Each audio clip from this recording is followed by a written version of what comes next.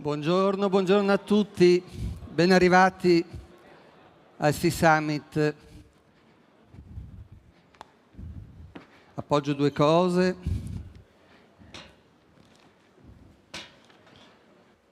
Ma quanti siete? Bellissimo. Un ringraziamento allora alla Regione che ospita questo evento, che è la sua quarta edizione e che per il secondo anno vede un coinvolgimento diretto delle scuole a tutta la Regione.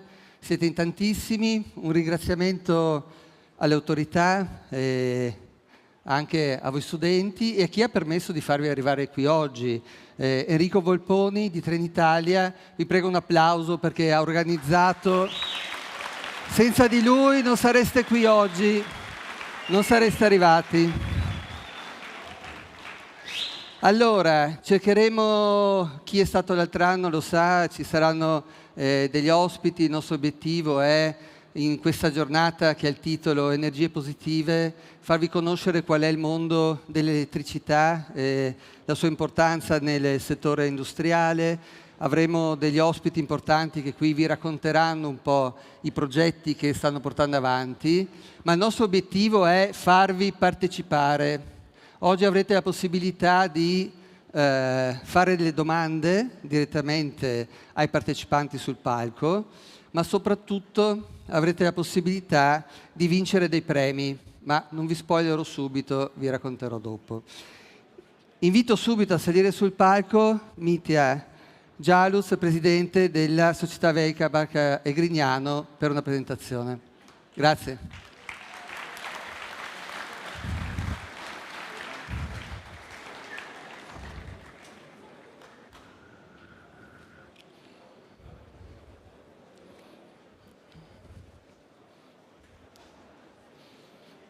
Scusa Mitja, piccolo, allora non è il mio mestiere, ci sono ragazzi che arrivano, vedrete mi devo un po' sciogliere, ho una scaletta che è stata anche abbastanza improvvisata, ci sono due cosine che dobbiamo fare. La prima è scaricare un'app, perché se no senza questa app voi non potrete interagire con voi. Quindi prego della regia e vi prego di fare un grande applauso a loro, perché credetemi che dietro l'organizzazione non è facile, sono bravissimi. Allora, da questa app che vi prego di scaricare, la trovate nello stesso posto comunque dove vi siete registrati per poter venire qua oggi, ma se utilizzate questo QR code e scaricate l'app, ci sarà la possibilità di, come dicevo, rispondere a dei quiz. Il primo che partirà subito, che trovate nella sezione quiz, riguarda la città di Trieste, questa splendida città che sta tornando ad avere antichi splendori. Vediamo se siete aggiornati su diciamo, i numeri e la storia di questa città. Chiedo scusa Mitja. No, ci mancherebbe. Buongiorno a tutte le studentesse e gli studenti. Io vi do il benvenuto a Trieste e alla Barcolana. Vedo che ci sono ancora alcuni studenti che stanno arrivando. Saluto le autorità presenti. Saluto in particolare, consentitemi, gli allievi della Guardia di Finanza che sono arrivati a Trieste a bordo di una nave che ho conosciuto qualche giorno fa, la Giorgio Cini. Saluto il comandante della nave Giorgio Cini, che fa un'attività importante di formazione. Sono davvero orgoglioso e felice di avere qui tanti giovani da tutta la regione, perché il segno che Barcolana cresce, si amplia e esplora dei temi fondamentali per il nostro futuro. La Barcolana di quest'anno è dedicata, come vedete, alle energie positive. Questa mattina parlerete di energie positive in senso tecnico, di come si produce l'energia, di come si può utilizzare la tecnologia per massimizzare la produzione, l'utilizzo dell'energia in un mondo in cui l'energia è fondamentale, perché siamo tanti, siamo sempre di più, e abbiamo bisogno di tanta energia per garantire la qualità della vita. Ma energie positive vuol dire molto altro e molto di più. Viviamo in un mondo complicato, inutile nascondercelo, viviamo in un mondo in cui crescono le tensioni internazionali, crescono le polarizzazioni Gli studenti sono talvolta preoccupati del loro futuro, perché l'energia, come dire, talvolta manca, perché l'intelligenza artificiale è una grande opportunità, ma anche dei risvolti talvolta inquietanti. E allora io, guardate, faccio il professore universitario e in aula vedo degli studenti che sono talvolta pessimisti sul loro futuro. Barcolana vuole dirvi: non siate pessimisti, ci sono energie positive nella nostra società che vanno valorizzate. Barcolana cerca di coagularle. Vi faccio un esempio. La classe dirigente della mia età o ancora diciamo più in là con gli anni non riesce a percepire la centralità dell'ambiente. Siete voi, la vostra generazione, che nel corso degli ultimi anni ha fatto capire al decisore politico che era necessario darsi una svegliata, darsi una mossa. In queste ore sta arrivando negli Stati Uniti un uragano che è probabilmente il più forte degli ultimi 100 anni. Vedete delle foto, probabilmente le avete viste sui social network, delle foto di città che sono state evacuate completamente. Ebbene, questo non è un caso, dipende anche dal fatto che il Golfo del Messico ha una temperatura molto elevata e allora dovete dirlo con forza a tutti che il clima, il tema del climate change va posto al centro della riflessione. Da questo punto di vista è importante sapere che la nostra Costituzione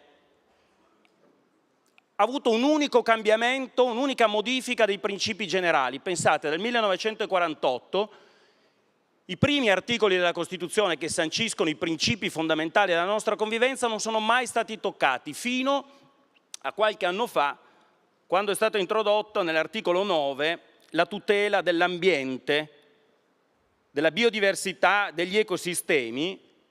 Ambiente, biodiversità ed ecosistemi che vanno tutelati, dice l'articolo 9 della nostra Costituzione, nell'interesse delle future generazioni. Abbiamo tutti una responsabilità, quella di lasciare alle prossime generazioni, anzitutto a voi, un mondo migliore di quello che abbiamo trovato.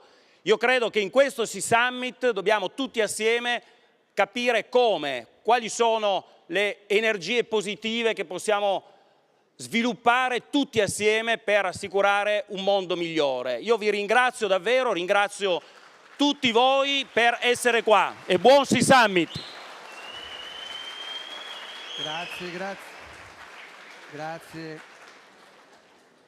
Grazie Presidente.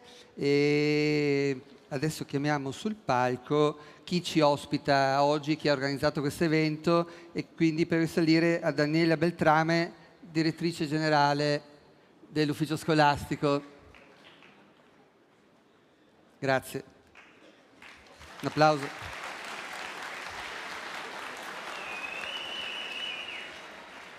Ecco, buongiorno a tutti, io rivolgo un saluto a tutte le autorità che sono presenti, al direttore dei servizi istruzione e formazione della Regione, dottoressa Patrizia Pavatti, e al Presidente, al Vicepresidente, insomma alla sezione regionale dell'Associazione Italiana Elettrotecnica, Elettronica, Automazione, Informatica e Telecomunicazioni, ecco, con il quale abbiamo organizzato questo evento. Un caro saluto a tutte le studentesse e gli studenti, ma soprattutto agli insegnanti, ai quali io rivolgo un ringraziamento per la loro immensa dedizione che investono nella formazione dei nostri giovani, perché in una realtà in continua evoluzione voi siete, cari professori, veramente i timonieri che guidano le nuove generazioni attraverso la complessità di un mondo sempre in rapido cambiamento, ispirando soprattutto curiosità, creatività, ma pensiero critico, preparando i ragazzi alle sfide del terzo millennio. Ecco, l'evento di oggi, Energia e Clima, è finalizzato a offrire proprio a voi studenti una informazione molto più dettagliata, precisa su quelle che saranno le nuove figure professionali che saranno sempre più richieste dal mondo della produzione, dal mondo dei trasporti, dal mondo dei servizi. E quindi l'obiettivo del cambiamento climatico, della transizione ecologica verso sistemi di decarbonizzazione, di produzione di energia pulita da fonti rinnovabili, ecco, deve essere anche oggetto di studio e di approfondimento, ecco, all'interno dei moduli didattici delle vostre discipline di studio, ecco, in modo da darvi la possibilità, anche attraverso i PCTO con le aziende con le quali abbiamo sottoscritto questo importante accordo con la Regione, ecco, di conoscere le novità, le innovazioni scientifiche, ma soprattutto che tutto questo vi consenta di fare scelte consapevoli post diploma, ecco, che vi consentano poi di diventare protagonisti delle vostre scelte lavorative. Buon convegno a tutti e grazie a tutti ancora, buongiorno. Bene, ho un doppio ruolo oggi, e in effetti devo dirvi quello del presentatore non è assolutamente il mio mestiere.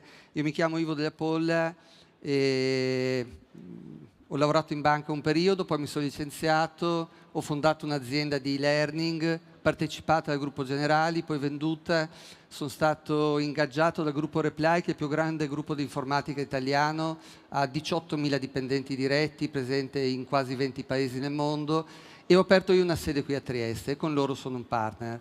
Mi fregio anche di essere, grazie al presidente Giorgio Sulligo, che oggi non può essere presente, mi ha chiesto di fare le sue veci, quindi da vicepresidente vi dico che è bellissimo avervi qua, vi dico che i protagonisti siete voi. L'obiettivo di questi eventi è farvi capire quali sono i mestieri del futuro e quali sono le realtà produttive importanti che ci sono sul territorio. Abbiamo organizzato tanti di questi eventi con l'IET nel corso degli anni e quasi sempre mi sono reso conto di ragazzi che non si rendevano conto di che cosa fosse lavorare in una fabbrica. Tanti si immaginano ancora le tute blu. Oggi vi abbiamo portato degli HoloLens grazie all'EF, l'In Experience Factory di Pordenone, e potrete anche testarli e capire come possono essere utilizzati. Oggi vedrete qualcosa sulla sicurezza, ma credetemi, noi Reply li usiamo ad esempio per costruire le ali degli aerei per la Leonardo, piuttosto che in altri ambiti industriali. Vi cito Ferrari per fare i sedili, montarli, eccetera.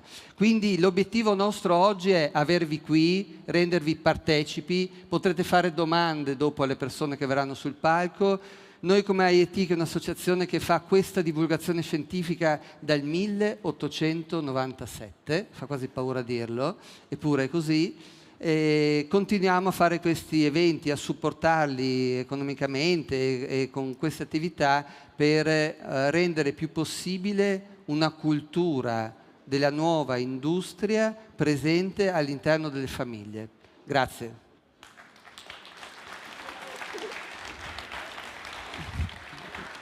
La scaletta. Adesso rapidamente dobbiamo far vedere, se voi risponderete a tutti i quiz della giornata, se farete un sacco di domande, vi daremo dei premi che, se possiamo far vedere, sono qualcosa, dei gadgets interessanti, però siete in tanti, però ben 100 di voi saranno premiati. Bello, o no?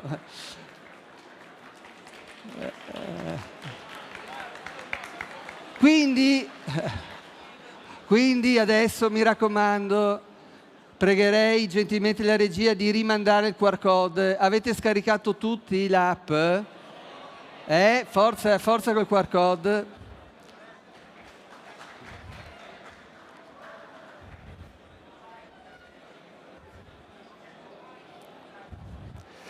I premi non verranno dati oggi perché non è questo evento, premieremo con dei diplomini soltanto i primi classificati per categoria.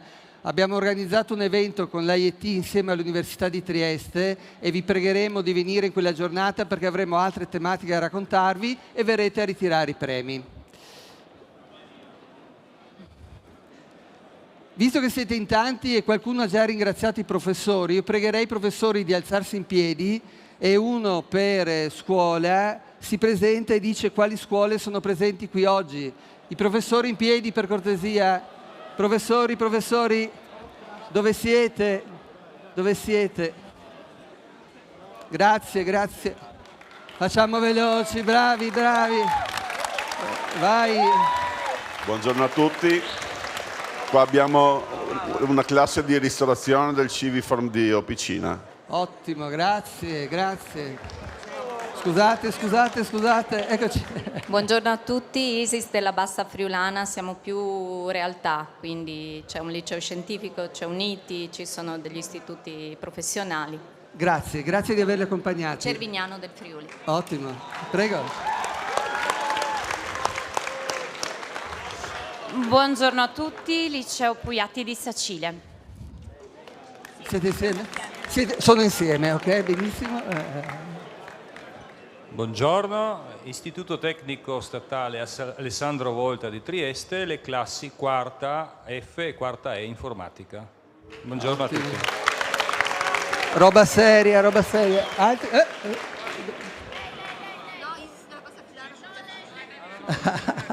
Altri? No?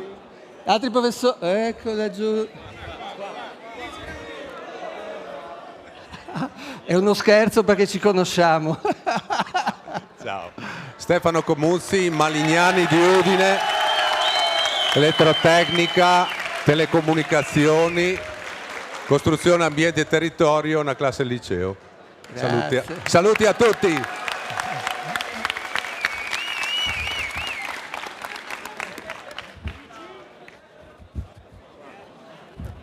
Eccoci. Grazie.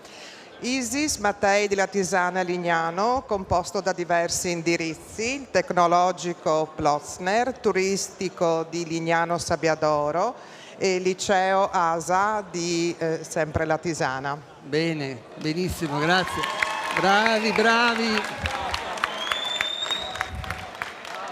Scusate. Buongiorno, noi siamo il Nautico di Trieste, non sto a dirvi le sezioni, l'Istituto Tecnico Nautico di Trieste.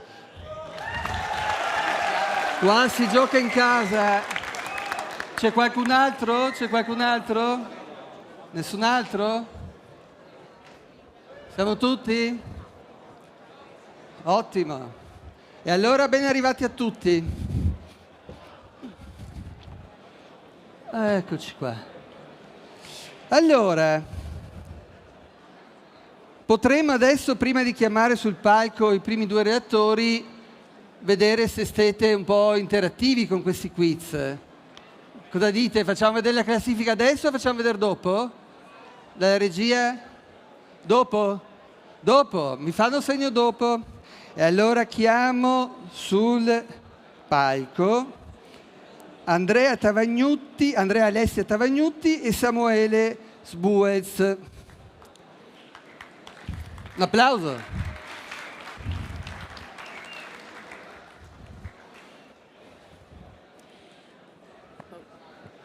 Ciao, buongiorno a tutti, noi siamo Samuele e Andrea e oggi vi parleremo del ruolo che la trasformazione digitale dell'energia ha nella lotta al cambiamento climatico e in particolare il ruolo che tutti noi abbiamo nell'attuare questa trasformazione che sta avvenendo su una scala globale. Bene, allora se dalla regia per piacere ci fanno partire la presentazione, così... Perfetto, grazie mille. Allora, per introdurre l'argomento, diciamo, e tutti gli argomenti che verranno trattati nella giornata, abbiamo pensato di realizzare un breve video che metterà a fuoco tutti quelli che sono, diciamo, gli aspetti più importanti che oggi nella giornata di energia e clima tratteremo non solo noi, ma anche tutti gli altri relatori che ci seguiranno.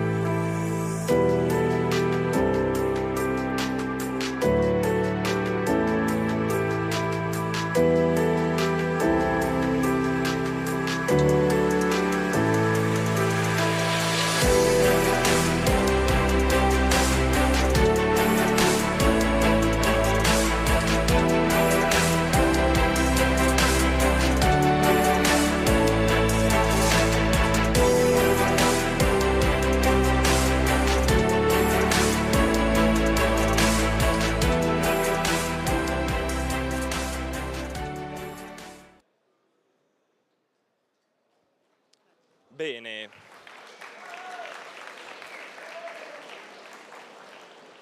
Sconvolti? Beh, proviamo a fare un piccolo ragionamento. Mentre noi siamo qua in questa sala, fuori il clima sta cambiando. Le temperature aumentano, le risorse iniziano a scarseggiare. E come mai siamo qui oggi? Beh, siamo qui oggi per tentare di capire che non è tutto perduto, che non è tutto negativo e che noi, come, dopo andremo a vedere il termine, capitale umano, siamo in grado, non solo adesso, ma anche domani, di modificare, di riuscire a lasciare un futuro migliore di quello che noi abbiamo trovato. Giusto, esattamente. Oggi siamo infatti qui per presentarvi delle soluzioni. Come vediamo qui ci sono le foto dell'anno scorso, lo slogan era Electrify Everything, quest'anno invece abbiamo scelto uno slogan che è Energie positive, Go Electric, e questo per evidenziare la centralità del processo di elettrificazione e l'utilizzo estensivo dell'energia elettrica per raggiungere appunto gli obiettivi climatici che sia l'Unione Europea che anche le Nazioni Unite si sono posti. Conoscete questa? Bene. Che cos'è? L'Agenda Benissimo 2030. Che cos'è l'Agenda 2030? È un piano d'azione a livello globale, quindi non italiano, a livello globale, che impone, che dà delle linee guida per arrivare a compiere questi 17 obiettivi. 17 obiettivi entro il 2030, che è domani praticamente, se non domani, dopodomani, ecco. Bene, di questi 17 obiettivi, proviamo adesso a vedere quanti possono trovare una soluzione con l'applicazione di tutto quello che è la trasformazione digitale dell'energia. In primis, l'energia delle rinnovabili, ma dopo ne abbiamo tutti questi che uno dietro l'altro si seguono e che possono trovare quindi soluzione in quella che adesso andremo a presentare come TDE, cioè trasformazione digitale dell'energia. Qui invece vediamo quelli che sono gli obiettivi dell'Unione Europea per raggiungere l'impatto zero, quindi net zero sul clima al 2050, ed è evidente anche qui come l'energia elettrica svolga un ruolo pivotale. In particolare ovviamente possiamo pensare allo sviluppo della mobilità elettrica e all'infrastruttura di appunto fotovoltaico, eolico, quindi tutto quello che è la generazione rinnovabile dell'energia, ma è evidente che con l'attuale infrastruttura non possiamo accomodare tutte queste necessità e quindi un forte cambiamento deve essere fatto sì nella scelta di nuove soluzioni, ma anche in un nuovo tipo di infrastruttura. Bene, parliamo allora adesso, entriamo un po' nel vivo della trattazione, richiamando alcuni concetti, diciamo, prettamente tecnici, ma alla portata di tutti quanti. Quello che vedete adesso è il bilancio energetico attuale in Italia. E come potete vedere, la quasi totalità dei flussi energetici che ci permettono di muoverci, di vivere in una casa, comunque in un appartamento confortevole al caldo, di stare in una sala magari o di stare in un'università, in una scuola al caldo, derivano da fonti non rinnovabili. Quello che noi stiamo invece tentando di portare e che la trasformazione digitale dell'energia vuole arrivare è a questa.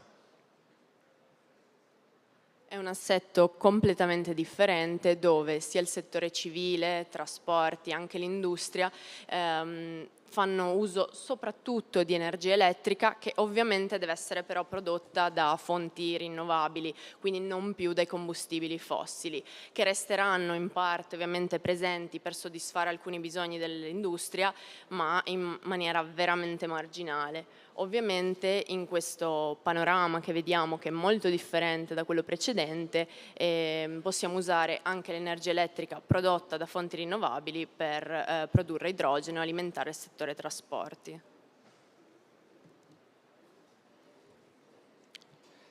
Bene, ma torniamo a un concetto che ho anticipato in precedenza e che adesso gli diamo una bella definizione, come insomma siete abituati, immagino, diciamo, a scuola. Che cos'è il capitale umano? Tutti noi. Punto. Non serve altro. Tutti noi siamo persone attive che hanno una fantasia, che hanno un'idea, ma come tutte le grandi innovazioni partono da un'idea, ma è dopo la concretizzazione di questa che porta la differenza. Ed ecco quindi che noi siamo qui per darvi questo invito di capire che non devono fare i grandi cambiamenti, siete tutti voi che con la vostra testa, con la vostra fantasia e con, diciamo, lo studio di materie che dopo andremo a identificarle quali sono, potete fare un cambiamento in questo mondo che lo richiede.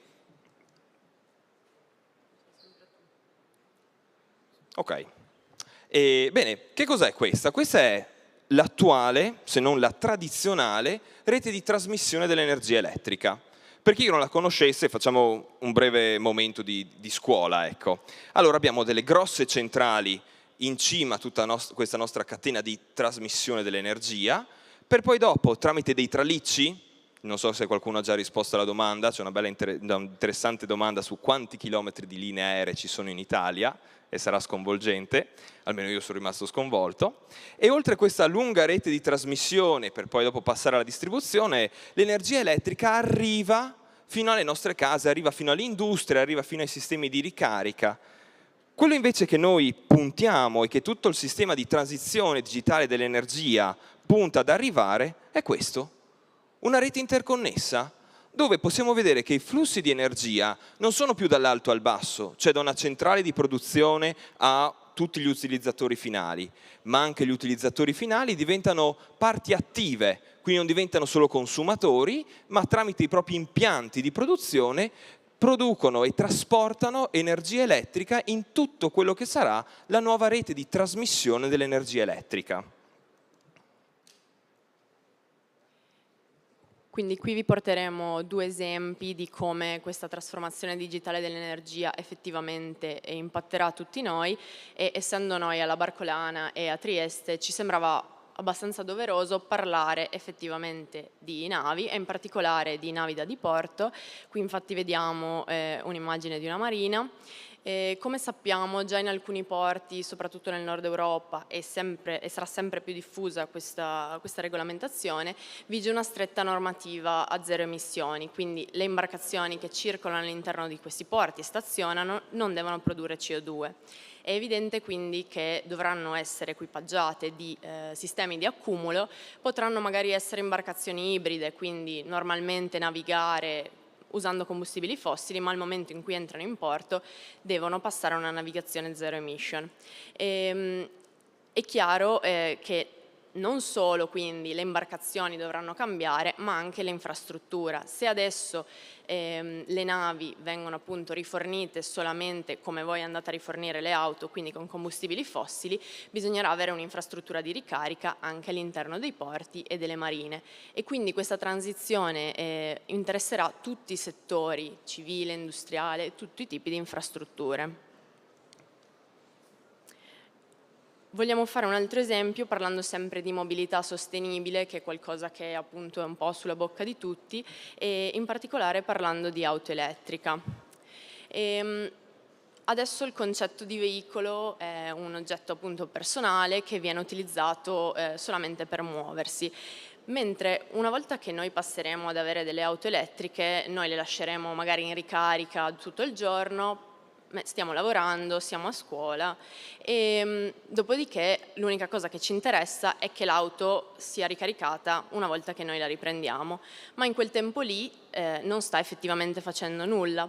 Potremmo quindi invece offrire un servizio alla rete, il cosiddetto vehicle to grid, cioè usare le batterie delle nostre automobili per assistere la rete in delle situazioni particolarmente critiche, in quanto le performance delle batterie appunto sono particolarmente spinte e sono in grado di fare appunto questo task. Qua c'è di nuovo capitale umano, Samuele.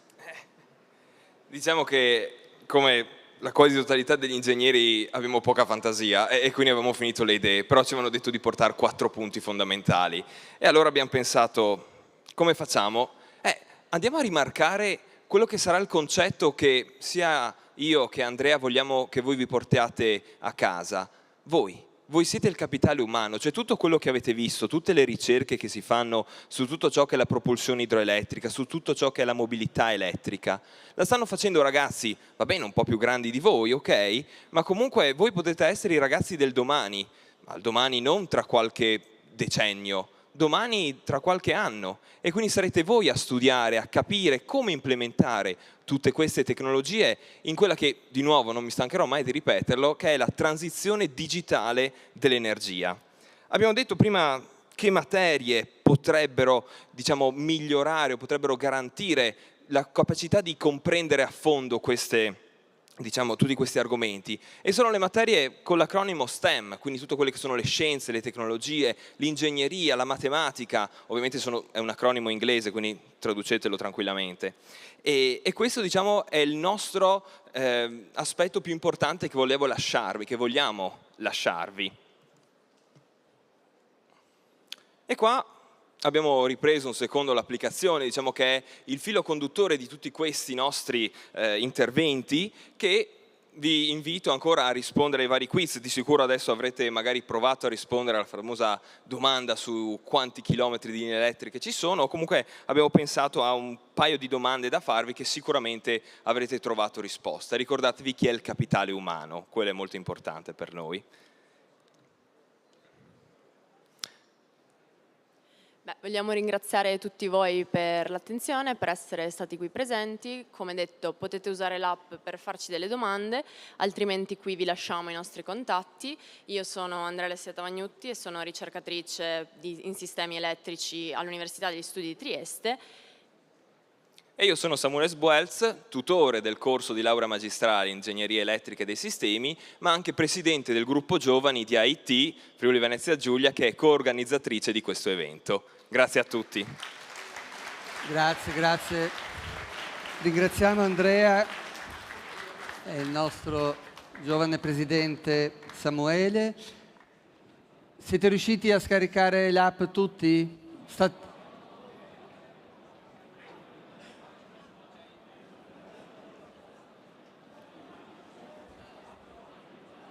Tutti 90, siete tutti eccezionali.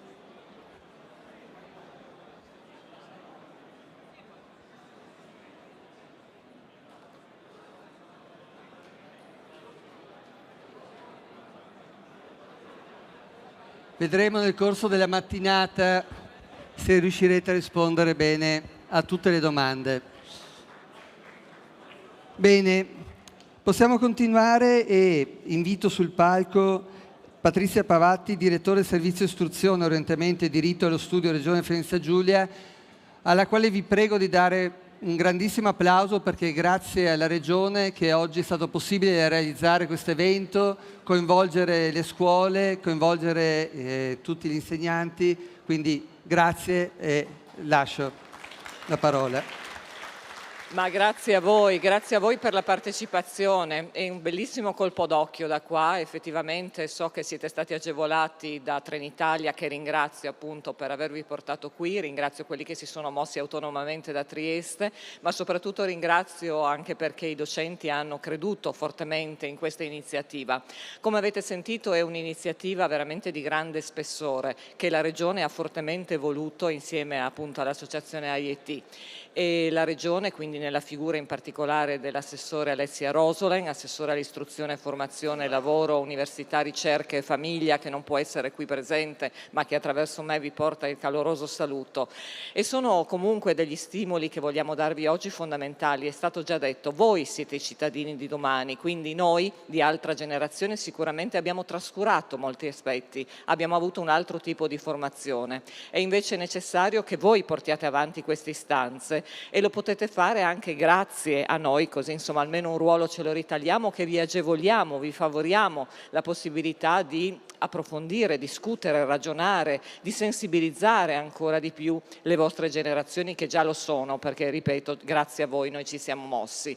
E comunque vorrei veramente sottolineare l'importanza della formazione. È stato detto in chiusura di questo intervento, si è parlato delle lauree STEM, sicuramente fondamentali, per cui anche nella vostra scelta futura che siete portati a fare fare a brevissimo, quindi il momento dell'orientamento, siate molto puntuali e oculati nella scelta post-diploma, che può essere verso il percorso universitario, il percorso degli istituti tecnologici superiori, tenendo però conto che questi aspetti hanno bisogno di menti, hanno bisogno di capitale umano, quindi crediamo assolutamente in voi. Buona giornata a tutti. Grazie, grazie. Invito adesso a salire sul palco un amico, Marco Livotto, a presentare e raccontare perché ci sono quei visori qui oggi e che cosa fate di bello. Dopo.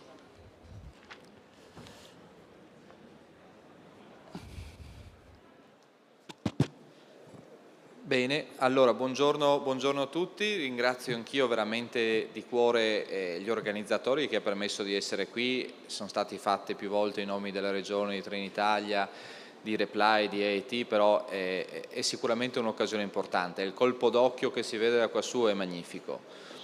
Abbiamo detto, chi mi ha anticipato, l'importanza del capitale umano. Noi ci occupiamo in LEF, che è un'azienda modello che si trova a San Vito al Tagliamento, in provincia di Pordenone, che forse qualcuno di voi scuole è già stato a trovarci, insomma abbiamo diverse collaborazioni.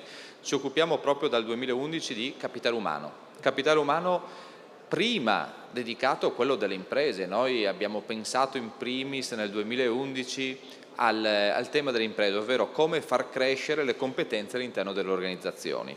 E abbiamo creato una vera e propria azienda modello che permette di capire come può funzionare un processo, un'azienda in modo sbagliato, come grazie a metodi, strumenti, tecnologie può funzionare ancora meglio e poi con tutta la rivoluzione digitale, come il digitale può andare ad impattare e creare ancora maggior valore. Ma una volta che abbiamo fatto questo abbiamo detto: ma perché questo valore che c'è non si riesce a trasferire e a estenderlo anche a chi? A chi saranno i futuri lavoratori, a chi saranno i futuri manager, a chi saranno, speriamo, anche i futuri imprenditori, perché abbiamo bisogno anche di imprenditori. E quindi abbiamo trasformato questo asset presente e l'abbiamo esteso a tutto quello che è il mondo delle scuole e dell'education. Quindi per questo dico, abbiamo questa, grazie anche al supporto della Regione, importante collaborazione su tutto ciò che è il mondo delle scuole secondarie, ITS, università, e adesso pian pianino stiamo andando anche partendo un po' prima con le scuole medie. Grazie all'iniziativa che poi verrà presentata dalla dottoressa Pavatti in modo più esaustivo, io mi concentrerò su un aspetto di questa iniziativa, abbiamo sviluppato cosa? Abbiamo sviluppato VST, Virtual Safety Training. Virtual Safety Training che cos'è sostanzialmente? Il Virtual Safety Training è una tecnologia basata sulla tecnologia dell'immersività, dell'X-Reality. Poi si può anche provare, ci sono i nostri colleghi che ringrazio, Andrea e Veronica, che stanno sul desk verso l'uscita, che vi permetteranno di indossarli, di provare questa tecnologia.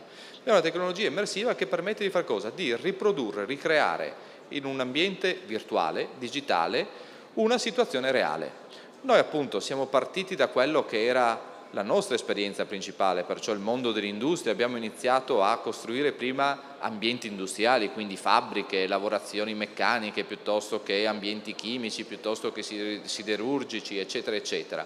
Ma poi appunto da questo progetto magnifico, unico, e ragazzi, io so che è il 10 di ottobre, sono le quasi 11 e i pensieri sono tanti, però ogni tanto bisogna anche pensare a quanto fortunati siamo a stare in una regione di questo tipo, in una regione dove le istituzioni supportano iniziative dovuti o magari anche spinti o magari accelerati ad eventi drammatici che ci sono stati e che hanno impattato ragazzi della vostra età che purtroppo non ci sono più nel mondo del lavoro. Okay? E dopo della carta di Lorenzo penso che ne parlerà la dottoressa Pavatti.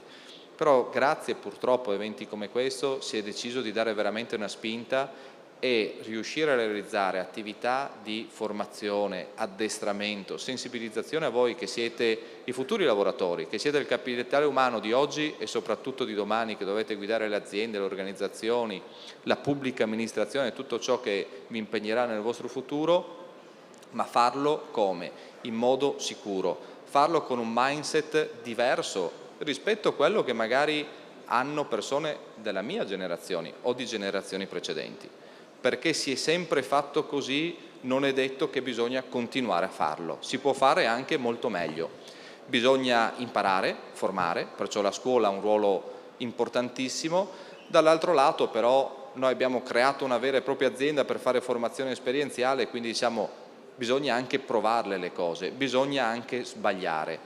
Sbagliare in ambito sicurezza però è un problema, perché ci si può fare male. Ecco che però sbagliare in un ambiente immersivo, in un ambiente digitale, in un ambiente che ha le stesse caratteristiche di quello del vero, perciò la tecnologia immersiva vi permette di avere la stessa sensazione di essere immersi in questo contesto, però di non farvi male è molto importante. E quindi appunto grazie a questa iniziativa che è stata sostenuta, voluta in modo assolutamente importante da parte della pubblica amministrazione della Regione, è stato creato questo ambiente non più solamente industriale ma anche scolastico, che vi permette di fare cosa? Di imparare e di avere la sensibilità di riconoscere innanzitutto nell'ambiente che vi vede passare gran parte della giornata e di riconoscere comportamenti buoni, comportamenti cattivi, comportamenti corretti e quindi di applicare in primis in quello che è il vostro ambiente, diciamo così, di lavoro in questa fase della vostra vita e di apprendere questi elementi legati appunto alla sicurezza.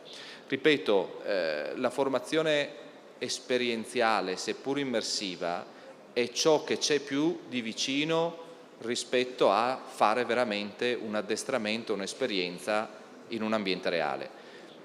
Farle questo tipo di esperienza sulla sicurezza non ce lo vogliamo e non ce lo auguriamo nessuno, farlo in modo immersivo, poi chi avrà voglia lo potrà provare, vi permetterà di avere però un ricordo molto forte. E questa è proprio l'iniziativa che abbiamo fatto. Ci auguriamo che ci sia la possibilità di estenderlo e di ripeterlo. L'anno scorso sono stati coinvolti quasi 2000 studenti di tutte le scuole della Regione. C'è qualcuno di voi, alzi la mano, che ha partecipato a questo esercizio lo scorso anno? Nessuno alza la mano, peccato, sarebbe stato un bellissimo caso, ma non succede. Quest'anno ci auspichiamo che si possa ripetere. C'è stata la logica, con la logica della gamification, poi la premiazione dello studente più attento, della scuola più attento e della classe più attento, anche qui con dei premi tecnologici. Abbiamo donato così degli Oculus proprio per poter sperimentare, per poter giocare a queste cose. Ci auspichiamo che questo possa ripetersi non solamente quest'anno ma in tutti gli anni a venire, per riuscire a creare in primis una cultura della salute e sicurezza che è la base di tutto. Poi le tecnologie si imparano, i modi di lavorare si imparano, i mestieri si imparano, però quando riusciamo a farlo in modo sicuro e a tornare a casa la sera, questo per noi è un elemento sicuramente importante. Grazie dell'occasione di presentare nuovamente questa iniziativa e buon lavoro e buona continuazione a tutti. Grazie Marco. Credo che restate sul palco insieme per... Quindi agganciamo subito all'intervento del dottor Olivotto, infatti l'importanza del tema della sicurezza che proponiamo adesso proprio perché deve essere trasversale a tutto quello che facciamo, quindi anche le cose di cui oggi stiamo parlando, che sono di altissimo livello, non possono prescindere da questa competenza culturale fondamentale che è la sicurezza. Siamo partiti proprio da un evento tragico, tutti ricordiamo Lorenzo Parrelli, il nostro amico che purtroppo è mancato qualche tempo fa.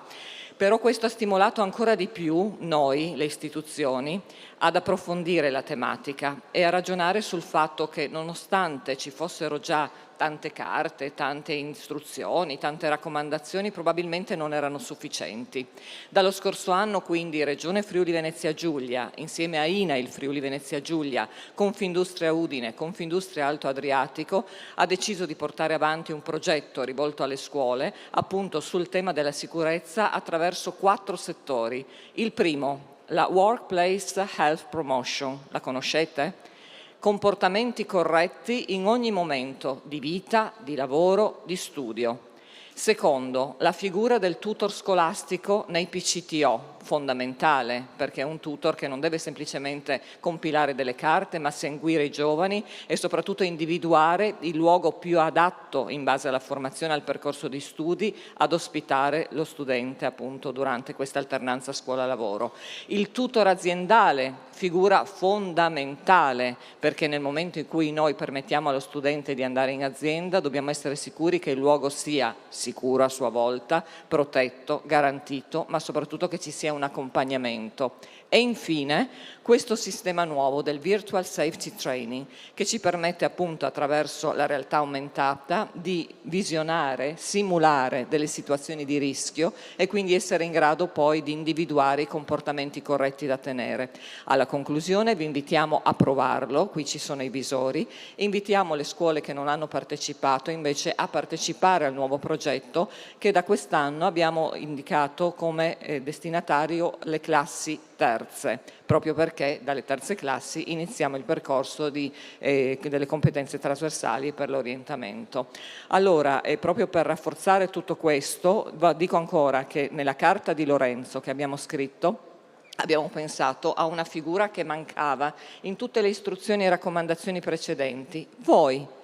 Perché non coinvolgere anche i giovani nella scrittura appunto di quello che deve essere l'alternanza scuola-lavoro, di quello che devono essere i percorsi per le competenze trasversali e l'orientamento? Un salto di qualità importante, per cui vi invito a partecipare a questo progetto perché ci sarà anche la possibilità poi di essere parte attiva in quelli che devono essere le istruzioni per le future generazioni.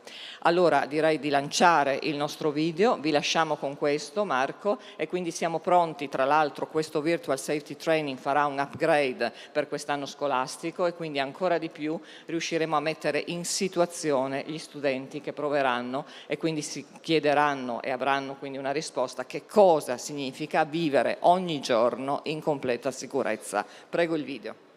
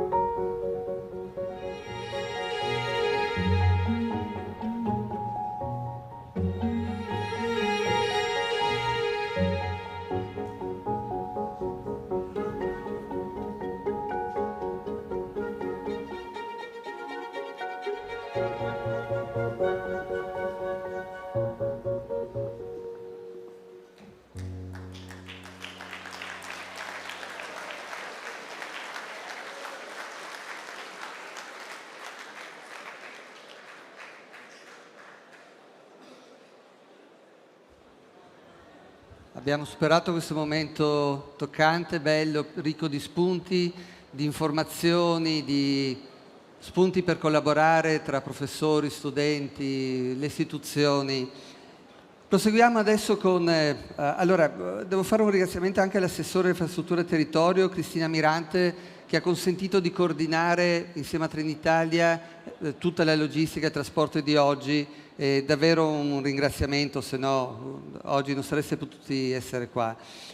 Ma continuiamo, diciamo, possiamo vedere se sia la classifica o magari se c'è qualche domanda fatta ai relatori precedenti. Se non c'è, andiamo avanti spediti con il nuovo panel di interventi.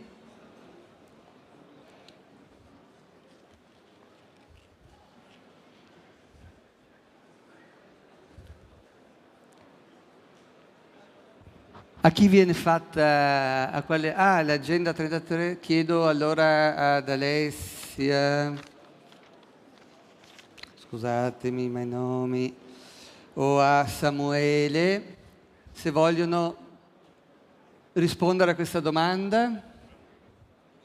Ci sono Alessia e Samuele? Sono andati via? Sono usciti, mi sa.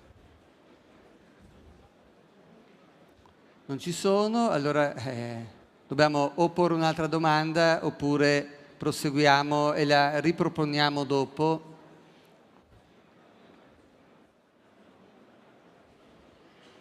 La riproponiamo dopo.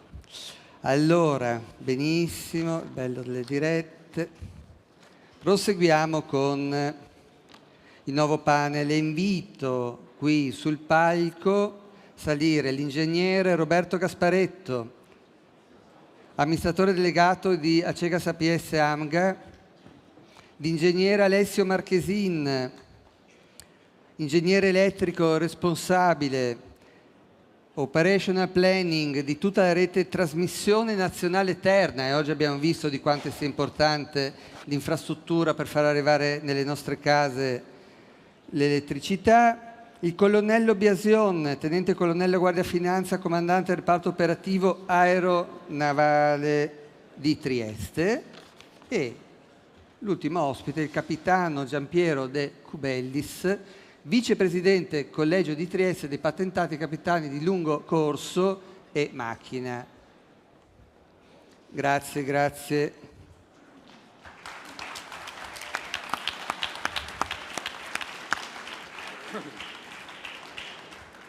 Allora, scegliete voi se rispondere da qui, se dovete poi, ecco, per far andare avanti le slide è necessario, aspetta, vi prendo questo.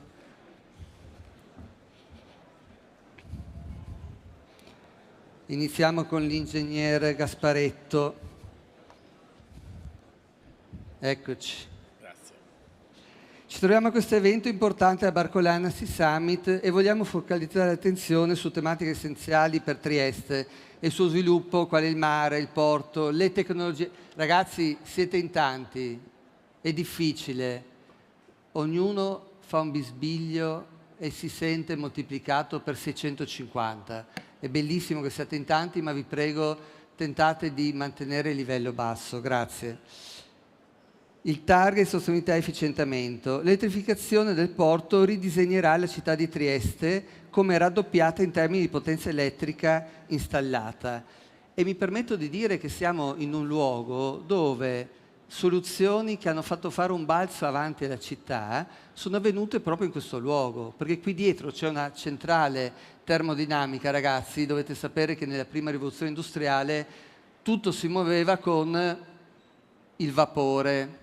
E grazie al vapore, a questa centrale termodinamica che c'era qua dietro, tutte le gru del porto di Trieste si potevano muovere e movimentare delle merci di rilevanza davvero importante. Il porto di Trieste ha avuto una sua espansione, è passata, e lo troverete anche nei quiz, a un numero di abitanti ridicolo, a una cifra che è molto più alta di quella che oggi, vi spoilero, vi do una manina, di quanti siano gli abitanti oggi rispetto a inizio secolo.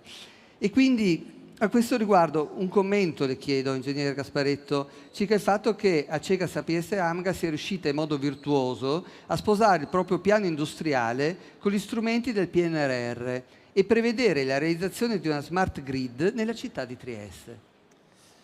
Sì, buongiorno, intanto un saluto a tutti, è straordinariamente bello essere qui con questi ragazzi. mentre vedevo prima mi veniva in mente che le mie migliori amicizie sono quelle che io ho costruito durante gli anni del liceo, e quindi sicuramente è un patrimonio che vi portate dietro, quello di essere tra di voi e di essere i protagonisti di quello che sarà il futuro. Noi, vado subito nel merito perché i minuti che ho a disposizione sono pochi, anche perché non bisogna che vi annoiamo, dobbiamo darvi delle informazioni puntuali, precise, che vadano a cogliere le vostre sensibilità.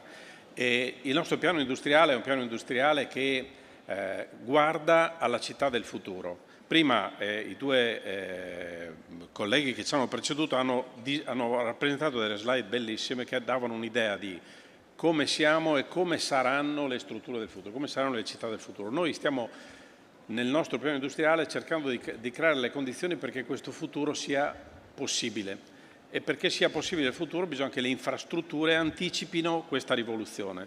Le utility, noi siamo una multi-utility, la multi-utility del territorio hanno da sempre anticipato di qualche anno lo sviluppo sociale ed economico dei territori, e quindi anche in questo caso stiamo attrezzando la città per il futuro carbon free. Che cosa abbiamo fatto? Come abbiamo coniugato il nostro piano industriale col PNRR? Questa cosa è nata, ve lo racconto, quando c'è stato il Covid. Nel periodo del Covid eravamo tutti chiusi, almeno i nostri operativi erano in campo, con tutti pieni, tutti bardati di mascherine, ma tutti i tecnici erano in remote working e smart working, e per tenere alta la tensione operativa abbiamo costruito dei gruppi di lavoro, abbiamo detto usiamo questo tempo per pensare al futuro, facciamo una proiezione e lanciamo una proiezione nel futuro, e abbiamo costruito dei progetti visionari sul futuro, e uno dei progetti era la rete elettrica del futuro di Trieste, come dovrebbe essere. Abbiamo costruito un concept, qualche mese dopo è nato il Recovery Plan, che poi è diventato il Piano Nazionale di Ripresa e Resilienza, che ha finanziato delle linee di intervento. Una delle linee di intervento era quella legata alla elettrificazione e digitalizzazione delle città. Noi avevamo il progetto pronto, l'abbiamo presentato questo progetto e abbiamo ottenuto un finanziamento di 18 milioni di euro a fronte di un complesso di investimenti di 23 milioni di euro. Questo è un progetto che riguarda il potenziamento e la digitalizzazione della rete elettrica di Trieste, quindi implicitamente magari un po' una risposta a quella domanda che poi sicuramente risponderanno in maniera più appropriata i colleghi.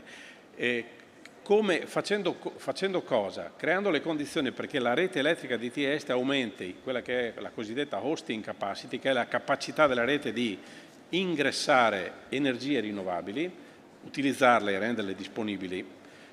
Non è semplice, qui il collega di Terna mi diceva prima che la produzione di energie rinnovabili per loro è il principale problema, perché quando c'è l'energia, se non è pronto l'utilizzatore, quell'energia diventa un ingombro. Noi nella rete di Trieste stiamo creando le condizioni perché si incentivi la produzione di energie rinnovabili, e noi mettiamo nelle condizioni la rete di utilizzarla e metterla immediatamente a disposizione. Il futuro della rete di Trieste è un futuro che vede un raddoppio sostanzialmente della potenza elettrica che utilizziamo attualmente. Nel giro dei prossimi 15 anni verrà raddoppiata. Perché? Perché cambiano i consumi, da consumi gas, da consumi di combustibili fossili si passerà a energia elettrica, auspicabilmente rinnovabile ovviamente, ci sarà mobilità elettrica, ci sarà l'elettrificazione delle banchine portuali. Noi abbiamo fatto un progetto, questo progetto non è un progetto che riguarda solo le infrastrutture che gestiamo noi, ma è un progetto che è stato costruito insieme con la città e con gli altri operatori della città. Abbiamo costruito intanto garantendoci con i colleghi di Terna che questo aumento di potenza avesse una corrispondenza in termini di sviluppo infrastrutturale di chi l'energia la deve portare, deve creare le condizioni perché l'energia, questo raddoppio di potenza, arrivi. Con l'autorità portuale, perché abbiamo coordinato il nostro progetto con il progetto di equipaggiamento delle banchine che l'autorità portuale sta facendo per mettere in condizioni le navi o le barche che arrivano di spegnere i motori termici e attaccarsi alla rete elettrica. Lo stiamo facendo pensando alla mobilità elettrica, quindi a creare le condizioni perché le auto elettriche trovino in maniera tempestiva e adeguata i meccanismi più di ricarico. Possibile, vi chiedo, più possibile. I meccanismi di diffondetele, o un'auto elettrica.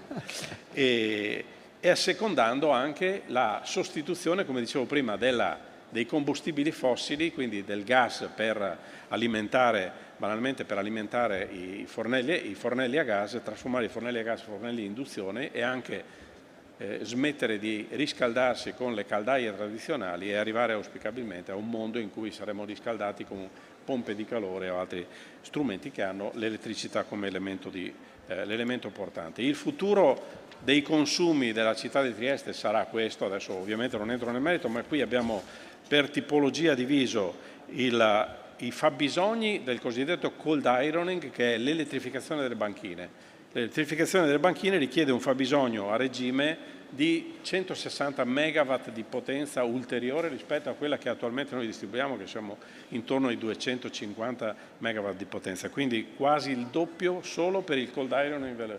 Quindi voi pensate che se simultaneamente si attaccassero le navi previste in quelle banchine lì, si spegnerebbe la città se la rete non fosse intelligente. Noi stiamo facendo diventare la rete intelligente in modo tale che sia in grado di regolare in tempo reale questi picchi di potenza, ingressando adeguatamente dalla rete di Terna quello che serve, ma anche bilanciando i carichi in maniera adeguata. Mi ha impressionato, se posso interromperla, un articolo sulle 24 ore del più grande investimento che BlackRock sta facendo in questa fase, che è su un'azienda canadese, si chiama Jupiter Power, che è proprio per lo storage dell'energia.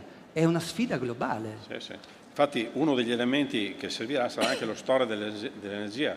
Qui oggi non abbiamo il tempo di parlarne, ma noi stiamo sviluppando il progetto per la Hydrogen Valley. Faremo un impianto di idrogeno a Trieste. L'impianto di idrogeno di Trieste sarà destinato da un lato ad alimentare i mezzi a idrogeno del futuro, mezzi di trasporto pesante del futuro, ma sarà anche uno strumento per lo stoccaggio di energia. Noi produrremo idrogeno rinnovabile quando ad esempio c'è il sole, di notte accumuliamo idrogeno che diventa un elemento per produrre energia quando non c'è il sole. Quindi anche lo stoccaggio con idrogeno è una delle forme. Una delle cose importanti da sapere, e che credo che sia un patrimonio che vi dovete portare a casa, è che non esiste la soluzione, ma esiste un insieme di soluzioni e tutte le soluzioni sono frutto di una cooperazione. Non esiste più nessun protagonista che da solo può risolvere il problema. Non siamo noi, non è Terna, non è il porto, ma noi, Terna e Porto, i comuni di Trieste, possiamo trasformare la città in questo senso qua. Vado all'ultima slide che riguarda questo tema qua. Che cosa significa una rete intelligente? La rete intelligente significa mettere insieme i misuratori di casa, banalmente i misuratori di casa che adesso sono misuratori di seconda generazione, sono misuratori intelligenti che permettono di leggere istantaneamente i consumi e di fare addirittura predizione rispetto a quando i consumi saranno necessari, garantire che la generazione distribuita venga veicolata e utilizzata tempestivamente all'interno della rete. Avremo il cosiddetto gemello digitale della rete, che è il modello della rete sul quale fare la simulazione in tempo reale di come la rete si comporta a seconda di cosa succede nei vari punti della rete, fare la previsione, accumulare quel che serve per avere tempestivamente a disposizione il tutto e avere un sistema di trasmissione dalle cabine primarie, dove noi riceviamo da Terna l'energia, alle cabine secondarie che sono i sistemi di distribuzione, in modo tale che non ci siano soluzioni di continuità e che la tensione in rete sia costante, perché uno dei pregi delle città del futuro è la continuità dei servizi. Continuità dei servizi significa avere dei servizi che non risentono dei fenomeni impulsivi, ma che assorbono i fenomeni impulsivi e li trasformano in fenomeni continui, che è quello che serve alle imprese, quello che serve alle case, quello che serve alle città. Mi fermo perché penso che grazie. il tempo... Un applauso. Ho sentito un sacco di termini nuovi che, vabbè, noi in azienda usiamo da sempre, da tanti anni, ma digital twin, ambiente simulato, se ne parlava anche prima. Ricordo a tutti che i primi simulatori fondamentali dell'umanità sono stati i simulatori di volo, cioè per i piloti degli aeroplani poter avere e creare un evento drammatico come un aereo che precipita e testare quindi le proprie abilità nel momento in cui la situazione critica si veniva a creare rendeva l'addestramento assolutamente fondamentale. I piloti di Formula 1, e oggi lo vediamo anche in ambito industriale, quanto sia importante simulare e testare quelli che sono poi i DSS, i Decision Support System, tutti quei sistemi che aiutano poi a far prendere le nostre decisioni nelle aziende. Ma ingegnere Marchesin, quando si parla di mare si incontrano temi importanti per lo sviluppo del paese, dove Terna svolge sicuramente un ruolo da protagonista. Parliamo di eolico offshore, elettrificazione dei porti, progetti hypergrid. Questi temi fondamentali a livello nazionale si declinano localmente a Trieste con l'alimentazione dei porti nuovo e vecchio. Quanto conta il mare come mezzo per trasmettere, produrre energia e utilizzare energia nelle città come Trieste? Poi Terna, se posso, mi permetto, giusto per dare una metafora, l'ho sempre immaginata come una grande highway, una grande autostrada che consente poi nelle grandi dorsali dei paesi destinare il compito a qualcun altro. Dopo il casello autostradale si passa il testimone e l'energia viene affidata a un altro che ce la fa arrivare nelle case. Allora, innanzitutto volevo ringraziare per l'invito e dare un saluto a tutti. Io vivo e lavoro a Roma, quindi questa è un'occasione sempre particolare di ritornare alle origini. Il mare sin dai tempi antichi era considerato luogo di incontro, luogo di scambio di merci, luogo in cui i popoli potevano trasmettere vicendevolmente qualcosa, no? Quindi ai tempi dei Romani mi viene in mente il Mediterraneo era il centro del mondo, no? E un po' per Terna il mare è questo ambiente, cioè Terna incarna nei propri valori l'importanza del mare. Nel mare sono presenti le infrastrutture più importanti, no, del sistema elettrico italiano, quindi noi abbiamo tutte le connessioni in corrente continua con le isole principali, quindi Sardegna e Sicilia, Sicilia in corrente alternata, Sardegna in corrente continua. Abbiamo le connessioni con l'area balcanica e greca, con 2 cavi a 500 kV e nel 2026 avremo il più importante investimento degli ultimi anni, che è il Tyrrhenian Link, che sono circa 3 miliardi di euro di investimento, che collegherà Sicilia continente e Sardegna. Chiaramente questi collegamenti non sono stati fatti e non sono stati progettati solamente per connettere le isole, ma sono stati fatti nell'ottica di abilitare quella che è la transizione energetica e quindi per sviluppare il più possibile quelle che sono le energie rinnovabili che si libereranno. Questi interventi in mare fanno parte di una dorsale, come ha detto lei prima, molto più ampia, che viene definita hypergrid, che vedrà il suo compimento più in là nel tempo, che sono sostanzialmente delle autostrade che vanno da sud a nord in corrente continua, che permetteranno appunto di sviluppare pienamente tutte quelle che sono le richieste di connessione di impianti rinnovabili. Mare è anche luogo dove viene prodotta energia, no? Quindi Nord Europa ci insegna da questo punto di vista con gli impianti offshore. Il primo in Italia connesso al largo del porto di Taranto di circa 30 megawatt.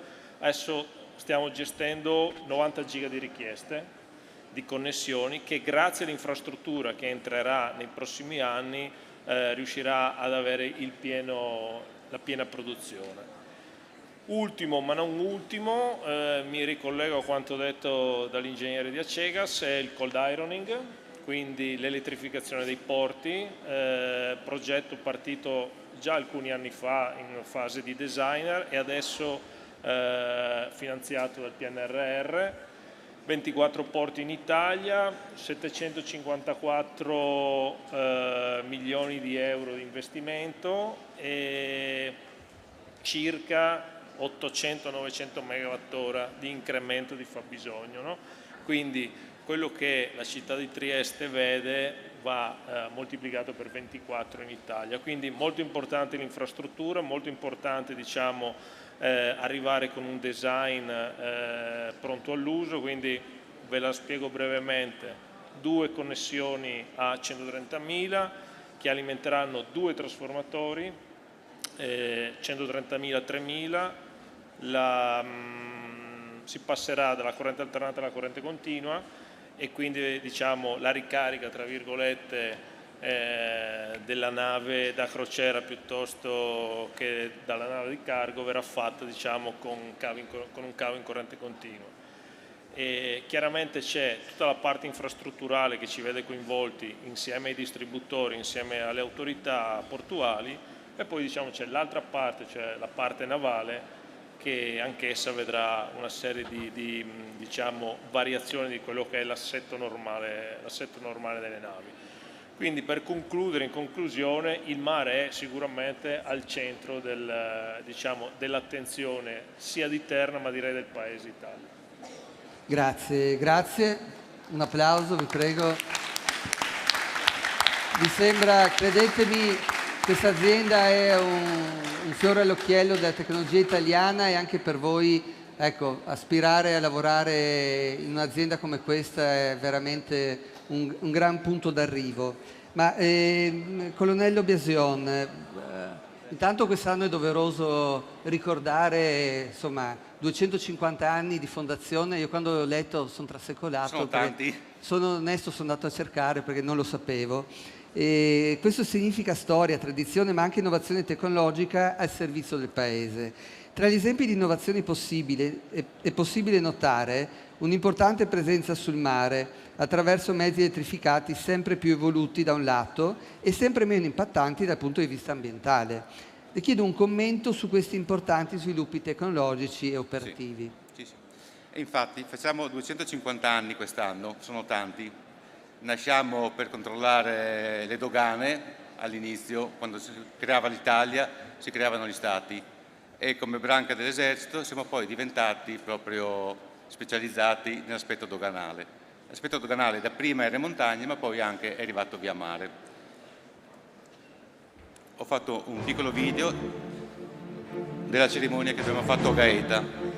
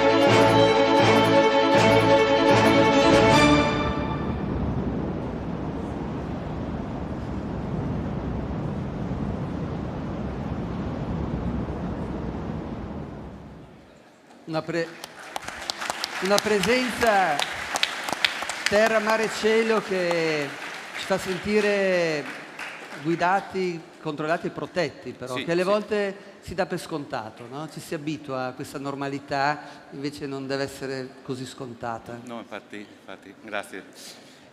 Come avete visto nella presentazione, nel video, c'era il ministro onorevole Musumeci, il ministro dell'ambiente, perché noi appunto col Ministero dell'Ambiente abbiamo fatto un sacco di progettualità e di collaborazioni.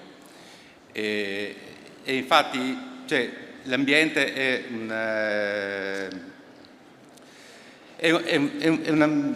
è per noi un motivo insomma, di lavoro e di controllo del territorio. Questo può avvenire sia con le vedette, sia anche con le verifiche, con l'attività di controllo economico delle imprese che sono nel settore dell'ambiente, perché una impresa che lavora male, ad esempio nello smaltimento dei rifiuti, può creare dei problemi. Così noi siamo dislocati in Italia, abbiamo una presenza regionale e delle stazioni aeree e delle stazioni navali, quindi abbiamo l'impiego sia dei mezzi a mare che da cielo. Questo ci permette di controllare, soprattutto con i sistemi che hanno a bordo degli aerei, meglio lo stato delle acque, del terreno. Noi, come dicevo, abbiamo una storia di 250 anni come Guardia di Finanza, ma abbiamo anche una storia fin dalle origini del 1800 delle unità navali. Queste erano le prime unità navali che controllavano il trasporto della merce, i diritti doganali quindi legati al trasporto della merce via mare, brevemente. Ora siamo arrivati a questi mezzi. Abbiamo varie tipologie di mezzi, abbiamo i pattugliatori, quelli grandi, unità di 50 metri, che sono prevalentemente impiegate nel canale di Sicilia, abbiamo le vedette veloci per fare gli inseguimenti, il nostro core business è quello che viene trasportato via mare, quindi anche di illegale dalle persone, traffico di clandestini, agli stupefacenti, alle armi. E poi abbiamo le vedettine piccole che servono per controllare il territorio costiero. In particolare queste qua sono le vedettine elettriche che abbiamo a Venezia e poi i gommoni che sono multiuso. Questo pattugliatore OSUM è il nuovo pattugliatore che è stato fatto di recente dai cantieri di Vittoria ad Adria, e questo è un pattugliatore che ha una propulsione ibrida, sia diesel che elettrica. Come è stato detto prima nell'ambito delle presentazioni precedenti, il problema per noi è anche mettersi a norma con le normative che vogliono i porti a emissioni zero. Quindi il fatto di avere un ibrido a noi permette di pattugliare il mare per lungo tempo, ma di entrare in porto in elettrico. Così questo cosa dà? Una serie di benefici. Quella che vedete sull'immagine è dove si siede, gli studenti del nautico sapranno, il direttore di macchina, ossia colui che è responsabile della sala macchine. Lui attiva queste 4 modalità, diciamo così, o totalmente diesel, o ibrida, diesel ed elettrico, o solamente elettrico, con notevole abbattimento dei consumi, bassissimi rumori, anche tra l'altro a bordo delle navi diesel come per le macchine c'è una grande rumorosità. Il fatto di andare in elettrico riduce e abbassa di molto i rumori. C'è un'elevata autonomia, pensate, noi abbiamo una barca di 500 tonnellate con 40 persone a bordo che può navigare per 15 giorni in mezzo al mare, ha un'autonomia di 15 giorni andando in ibrido. Soprattutto nel canale di Sicilia, dove bisogna stare per lunghi periodi nel controllo dei migranti, questo è un grosso vantaggio, insomma. Nonché il fatto di risparmiare i motori ci permette di avere un risparmio anche della barca, dello scafo. Durata più lunga. Prolunga la vita della barca, riduce le manutenzioni, riduce i costi. Questi sono gli attuali mezzi nostri, quelli diciamo soprattutto legati alla realtà nord-adriatica locale, dove c'è Venezia in primis. Venezia non possiamo andare più a gasolio o a benzina come abbiamo fatto. Venezia ha bisogno di rinnovare il suo parco barche, diciamo così. Usare la barca a Venezia è come usare la macchina, insomma, in città, senza non si va. Quindi passiamo da queste vai 400-500 e la vedetta acque interne. Voglio ricordare, ho messo la foto dove abbiamo portato Sua Eccellenza il Papa Francesco nell'ultima visita che ha fatto a Venezia e a Trieste, l'abbiamo portato a bordo di questa vedetta e ci ha gradito della sua presenza, e diventeranno tutte queste vedette nuove elettriche ed ibride.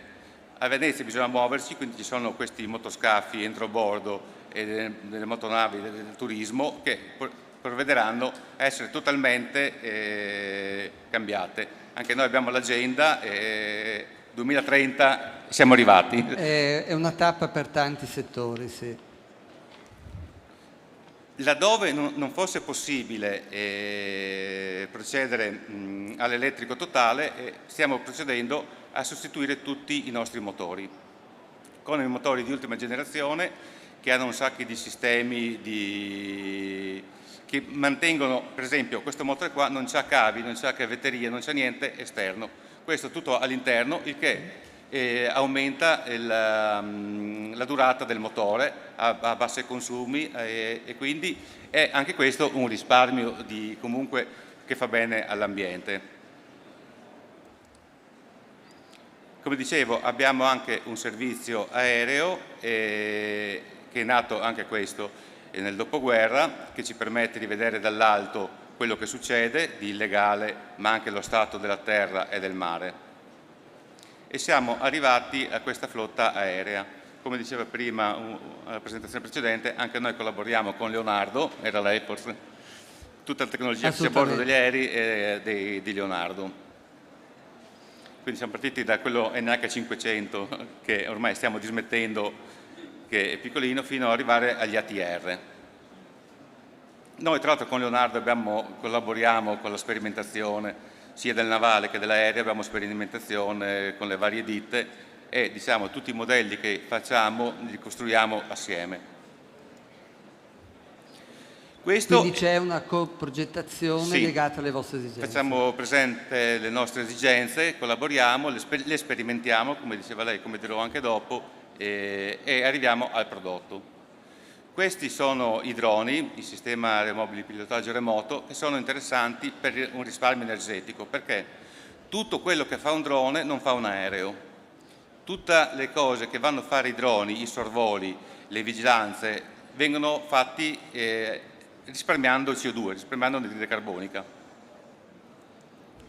Un altro sistema che è sostenibilità per l'ambiente è il sistema AIM-Catcher, ossia è una serie di sistemi che agganciano i telefonini. Il telefonino, anziché agganciarsi ad un satellite, si aggancia a questo satellite, così noi abbiamo in tempo reale la posizione della persona che ha il telefonino. Questo è sia per scopi operativi, laddove ci fossero immigrati, clandestini, trasporto d'armi, droga, sia ai fini del soccorso. Il fatto di dirottare l'aereo, i soccorsi, senza fare come una volta, dover rastrellare, come diciamo noi, dover pattugliare montagne o mare, con questo sistema AIM-Catcher andiamo direttamente sulla persona da soccorrere o che ha bisogno. Quindi la triangolazione delle celle a terra aiuta a fare da georeferenziazione. Esatto, praticamente sì. È un telefonino, manda il segnale, anziché agganciarsi al satellite, si aggancia a questo nuovo sistema. Come avevate detto prima voi, il fatto della simulazione, della sperimentazione vuol dire tanto. Cioè, senza sperimentazione nessun pilota prende l'aereo se non ha fatto 8 ore di volo. Fare 8 ore di volo a bordo vuol dire mettere un consumo, farlo su un simulatore vuol dire risparmiare.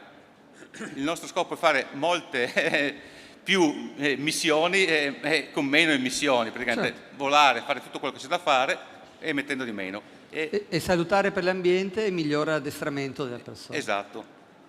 Per questi 3 progetti, della barca ibrida, della AIM-Catcher e del discorso delle simulazioni per risparmiare ore di volo, abbiamo vinto già dei premi a livello europeo da Frontex. Bene.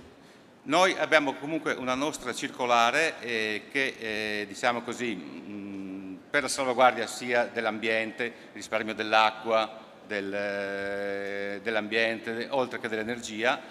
Per quanto riguarda prettamente l'aspetto navale e mare, anche noi dobbiamo cercare di mettere dei pannelli, insomma, trovare l'energia a bordo delle barche quando la barca sta agli ormeggi e cercare di riciclare il più possibile l'acqua. Abbiamo sistemi per rendere potabile l'acqua che usiamo a bordo.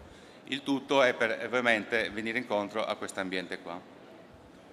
Questi diciamo un attimino sono le nostre, cosa facciamo per la collettività, tutte le attività che noi andiamo a fare, insomma, come polizia ambientale, nonché come dicevo prima, con verifiche e con controlli nel sistema delle discariche del riciclo. Io volevo ricordare appunto per i 250 anni che festeggiamo qua a Trieste, nell'occasione domenica mattina ci sarà la banda del corpo, che avete visto anche nel video. Dove sarà? Che sarà a Piazza Unità d'Italia, che sarà prima della partenza della barcolana della regata, alla quale partecipiamo con una barca a vela. Abbiamo deciso di prendere una barca a vela. Ce ne abbiamo una anche nostra Gaeta, ma questa l'abbiamo noleggiata per l'occasione, insomma, e parteciperemo alla vela. Nonché abbiamo dei visori e dei simulatori, alcuni visori sono messi qua su questo track fuori che vi invito ad andare a vedere, nonché dei simulatori in Che piazza... sono proprio nei camion qui fuori? Sì, c'è questo track che vedete dalle finestre. Benissimo, quindi dopo ragazzi se volete avete anche una Per tutti i seconda giorni questo possibilità track di fino a testare. domenica sarà presente qua a Trieste. Nonché abbiamo dei simulatori delle barche che sono in Piazza Unità d'Italia, abbiamo montato uno stand dove è possibile mettere anche dei visori e simulare la condotta di una unità navale. E domenica c'è la banda del corpo con la partecipazione alla barcolana e alla barca a vela. Bene, grazie. Un applauso.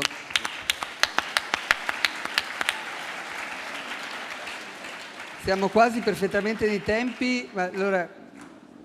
Capitano Giampiero De Cubelis, in ambito dei trasporti marittimi le navi da crociera, abbiamo capito, sono già full electric. Io l'ho scoperto qualche anno fa, in realtà diciamo, i motori fanno da cogeneratore, no? Infatti ormai da più di 20 anni la maggior parte di questi sono progettati a Trieste e realizzati nei cantieri del nostro territorio. L'elettrificazione delle navi però registra una diffusione in continua crescita, anno dopo anno, su molte altre tipologie di navi anche ad elevata complessità. So che avete progetti molto interessanti a riguardo, ce ne vuol parlare? Assolutamente, spero mi possiate sentire. Perdonatemi per la voce con un piccolo colpo di raffreddamento da stagione. Estendo i saluti da parte del Collegio Capitani Patentati di lungo corso e di macchina, da parte della nostra Presidente qui in sala, il Comandante di lungo corso Milena Modugno. Ed è anche una emozione personale vedere una grossa partecipazione da parte della Guardia di Finanza, perché sono figlio di un sottufficiale della Guardia di Finanza, quindi mi tocca particolarmente. Detto ciò, elettrificazione, ibridizzazione è sicuramente il filo conduttore di questa sessione. Energia e ambiente, e vorrei subito rivolgermi ai ragazzi.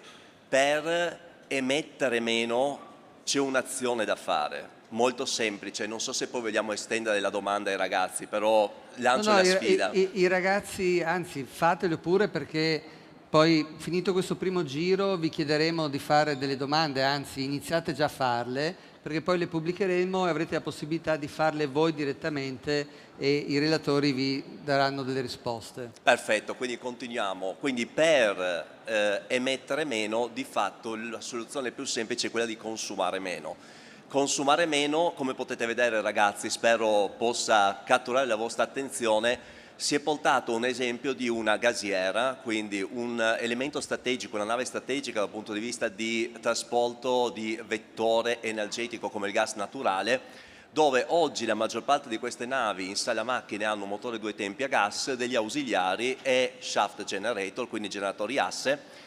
Grazie all'azienda per cui lavoro, la Wärtsilä, si è voluto ripensare quello che è il sistema propulsivo, dando appunto uno spunto da un punto di vista ibrido elettrico. Come potete vedere, anche se l'immagine è piccolina, la sala macchine è di gran lunga ridotta, ci sono più motogeneratori, ma vediamo che entra un elemento fondamentale, una grossa porzione di batterie. Questa batteria, come nel settore automobilistico, va a supportare, soprattutto a coprire quelli che sono i transitori di carico. In quella curva che vedete la classica curva blu, dove il motore due tempi fa sicuramente il suo lavoro, ma non è ottimizzato a ogni forma di carico e soprattutto velocità. Con lo sistema ibrido elettrico vedete quel dente di sega verde, cerchiamo di tenere sempre le macchine ottimizzate e di sfruttare al massimo ogni singolo grammo di combustibile che stiamo utilizzando. L'esempio di un unifilare, magari per gli studi tecnici questo è uno spunto di ragionamento, È scritto un po' in piccolino, ma vedete come il diagramma a blocchi preveda appunto una distribuzione elettrica a bordo partendo da una generazione per poi arrivare a dei motori propulsivi elettrici con magneti permanenti. Ultima cosa, si parla sempre di predisporre il mezzo a quello che è la futura vita, perché di fatto oggi abbiamo un combustibile di transizione che è il gas naturale liquefatto, ma come vedete il design proposto prevede anche l'introduzione di ulteriori soluzioni come pale eoliche, come pannelli solari, come ulteriore aggiunta di moduli di batterie, per far modo che la nave sia nelle condizioni di operare da quando nasce fino alla fine del suo ciclo. Le gasiere di fatto sono navi che hanno un ciclo di vita molto lungo, visto anche quello che è l'usura del carico che portano, che è un carico molto pulito. Qual è il vantaggio di passare ibrido? Sicuramente per l'armatore è che a parità di dimensioni nave, che sono imposte dai terminali, la macchina è più piccola, quindi si può portare più gas. E con questo direi vorrei dare lo spunto agli studenti e a tutti quanti per eventuali domande. Grazie. Un applauso. È stato rapidissimo ma molto interessante, sono tante nuove tecnologie che ormai sono già il presente e il futuro. Allora chiedo ai colleghi ai quali vi prego di fare un applauso, sono i colleghi miei di classe Reply che hanno realizzato l'app, Chiara, Luca, Selene, che stanno lavorando per voi. Allora, avevamo una domanda prima sull'agenda 3030, vogliamo mandare quella oppure abbiamo altre domande? Allora, vediamo un po', quali pensi siano le sfide principali che la Guardia di Finanza affronta nel contrastare i crimini ambientali in un contesto globale sempre più interconnesso? Bella domanda. Infatti, i crimini ambientali sono proprio questi. Innanzitutto... Domanda di Riccardo Belle, spero di averlo detto bene. Chi è? Si nasconde. Complimenti. No, infatti, questo è il nostro core business. Intanto sempre rimanere aggiornati in tutto, con tutte le tecnologie possibili che possiamo avere a disposizione, quindi dai visori, dall'utilizzo dei satelliti per il mare. E quindi c'è un primo settore, quello di controllare... Ragazzi, abbassate un po' il volume perché, ragazzi, per favore, è difficile sentire la voce. Abbassate. Grazie. Sicuramente una è la presenza nel territorio del corpo, della Guardia di Finanza. Quindi presenza del corpo vuol dire sia aspetto deterrente, sia l'aspetto di monitorare della terra e dell'ambiente marino. E questo servono i pattugliatori del mare per presenziare a mare la sicurezza percepita, la famosa sicurezza percepita, sia per valutare lo stato delle acque. Noi con l'ARPA abbiamo serie di convenzioni, portiamo i tecnici dell'ARPA e vediamo come sta l'acqua. Abbiamo i sistemi, soprattutto a bordo degli aerei, che ci permettono di valutare se ci sono sversamenti di idrocarburi, per valutare se le navi puliscono le sentine, soprattutto quelle che trasportano oli, quando fanno la pulizia delle sentine, se dopo sversano a mare l'acqua sporca. Però i crimini ambientali si combattono anche con l'aspetto economico, quindi ci sono grandi sistemi di truffe, di fatture false nell'ambiente delle discariche del riciclaggio. Sappiamo che laddove per un'azienda abbattere i costi dello smaltimento dei rifiuti è un grande guadagno, abbattere questi costi, fare dei rifiuti illegalmente vuol dire risparmiare molto, ma molto risparmia l'azienda, tanto ci perde l'ambiente, perché se uno prende un rifiuto qualsiasi e lo lascia abbandonato, lui non spende niente, però l'ambiente ha questo rifiuto. Quindi il fatto di controllare tutte le aziende, tutte le filiere nello smaltimento dei rifiuti ci dà questa possibilità di controllare e verificare. Una cosa che è stata detta anche stamattina, c'è il PNRR di mezzo. Questo per noi è fonte di molto lavoro, perché tutti cercheranno di mettersi in questo PNRR per avere dei contributi per fare sì. Quindi noi abbiamo anche Non è solo una grande opportunità, ma è un'opportunità anche per i furbetti, noi. Esatto, e quindi noi anche con questo PNRR dovremo vigilare e valutare come verranno spesi i soldi. Quindi se il progetto, che non sa noi approvare, ma verrà approvato, dobbiamo vedere che questo progetto vada avanti. Quindi noi abbiamo adesso varie, con tutti i ministeri, in particolare l'ambiente, noi dipendiamo dal Ministero delle Finanze, ma anche con l'ambiente abbiamo un sacco di, come si dice, di accordi, nonché poter vedere tutte le banche dati. Quindi più noi abbiamo informazioni, più sappiamo dove mirare la nostra attività di controllo. Grazie, grazie. Ci sono altre domande?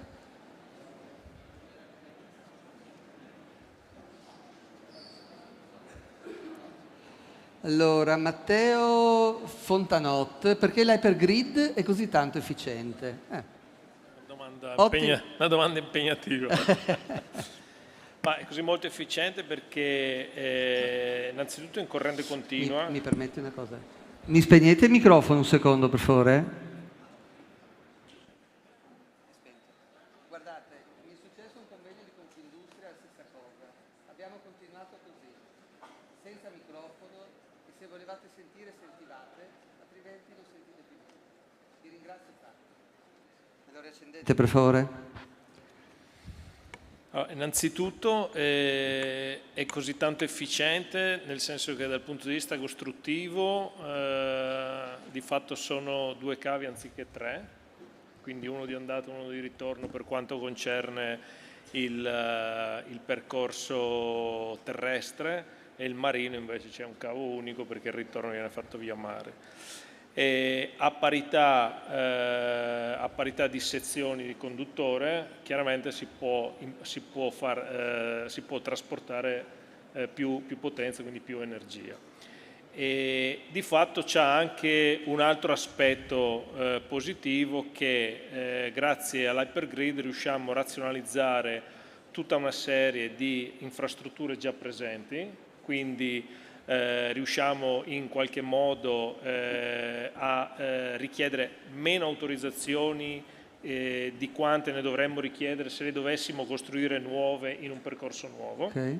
Quindi sostanzialmente alcune parti, alcune linee aeree che sono attualmente linee trifasi vengono convertite in linee in corrente continua e entrano a far parte di questa grande autostrada appunto che è l'Hypergrid, che di fatto è una connessione a corrente continua. Dopodiché chiaramente questo può essere pilotato, quindi la potenza che circola all'interno di quella rete può essere più facilmente controllata e pilotata rispetto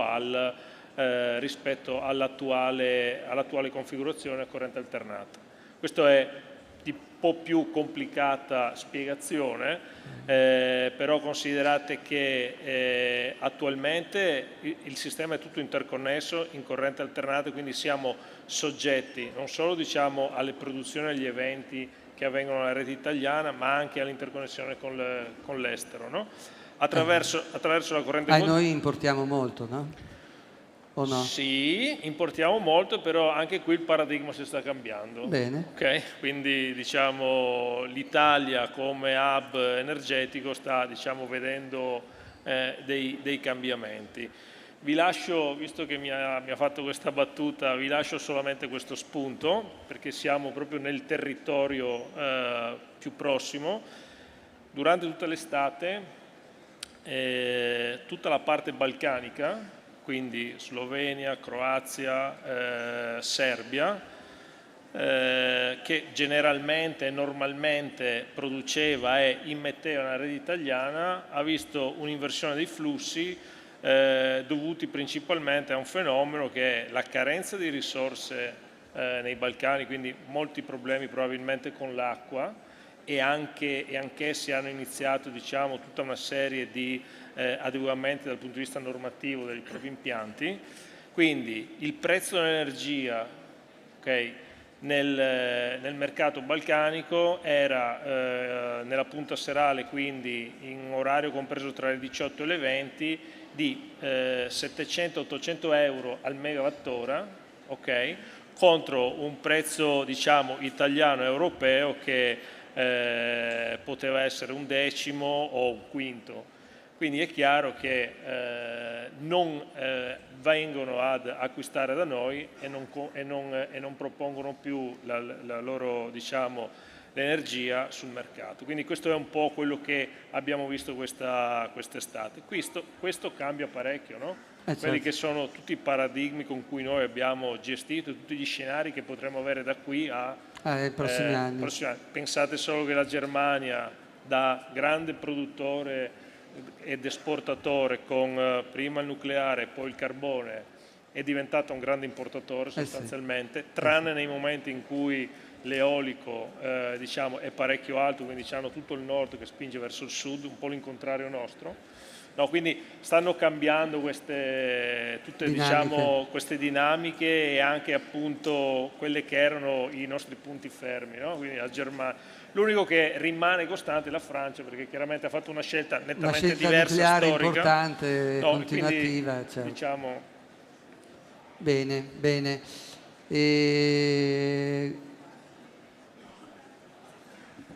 Se c'è qualche altra domanda, se no io proseguo. Proseguo? Vado avanti. Allora, secondo giro di domande. Ingegnere Gasparetto, abbiamo visto che i sistemi elettrici gestiti dalla sua azienda sono complessi e questa complessità porti con sé un'opportunità di crescita, carriera, investimenti, mentre si progettano i luoghi in cui viviamo. In questo contesto di grande cambiamento, un'osservazione su quanto conta la formazione e la cultura della sicurezza, soprattutto pensando a chi, come gli studenti, è in un periodo di formazione e vorrebbe fare un'esperienza in sicurezza in questi ambiti. Allora, il tema della sicurezza è un tema fondamentale. Prima i primi relatori parlavano del capitale umano come elemento fondamentale. L'azienda di cui io sono amministratore delegato è fatta di 1800 persone. Io sono datore di lavoro di 1800 persone e ho la responsabilità che queste 1800 persone la mattina arrivino a lavorare e la sera se ne tornino a casa in perfetta forma fisica. Questo è fatto attraverso un forte investimento in materia di cultura della sicurezza. Non so se possiamo far andare le slide, ma in realtà sono degli slogan. Penso che arriveranno adesso. E il tema della cultura della sicurezza è fondamentale. Mi è piaciuto molto prima l'incipit che ha fatto la direttrice della struttura scolastica della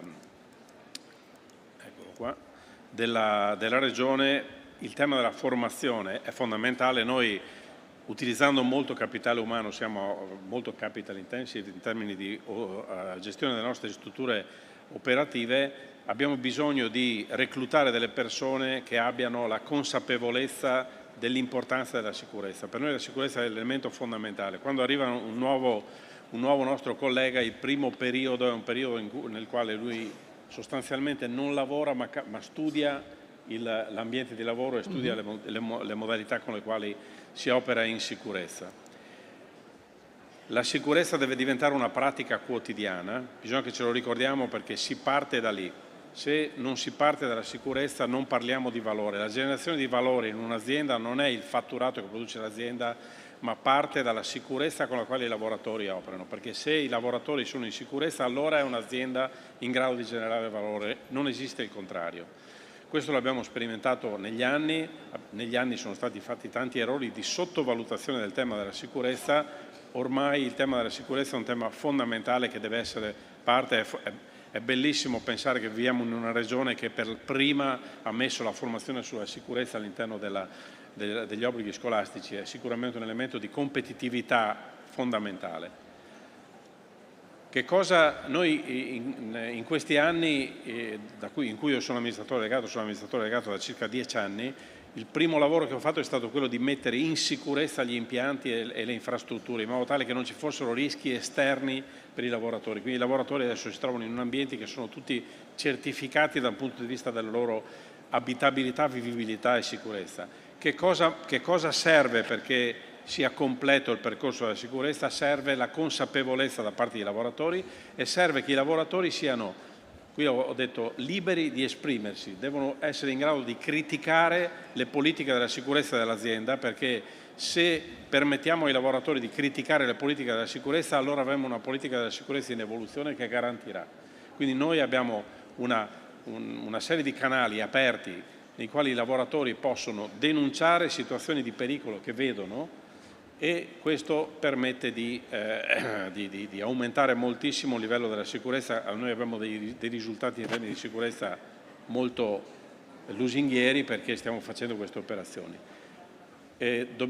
Abbiamo anche individuato dei sistemi di comunicazione molto più chiari, usiamo anche dei video esplicativi, non so, gli ambienti confinati piuttosto che i lavori in elevazioni, ci sono dei video che raccontano come bisogna fare, cosa bisogna fare e perché bisogna farlo.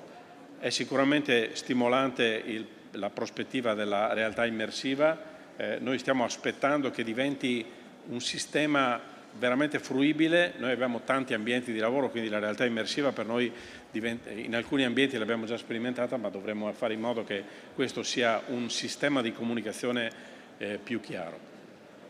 Quello che sai fare meglio lo fai peggio. L'abitudine e l'esperienza sono delle insidie alle quali bisogna stare molto attenti. Non bisogna mai usare la confidenza sul luogo di lavoro come un elemento di forza, ma soprattutto se si è confidenti, se si è esperti, bisogna stare attenti perché lì l'insidia è presente. Si abbattano le barriere della percezione del pericolo, purtroppo. Sì. E in questa mia presentazione ho poi aggiunto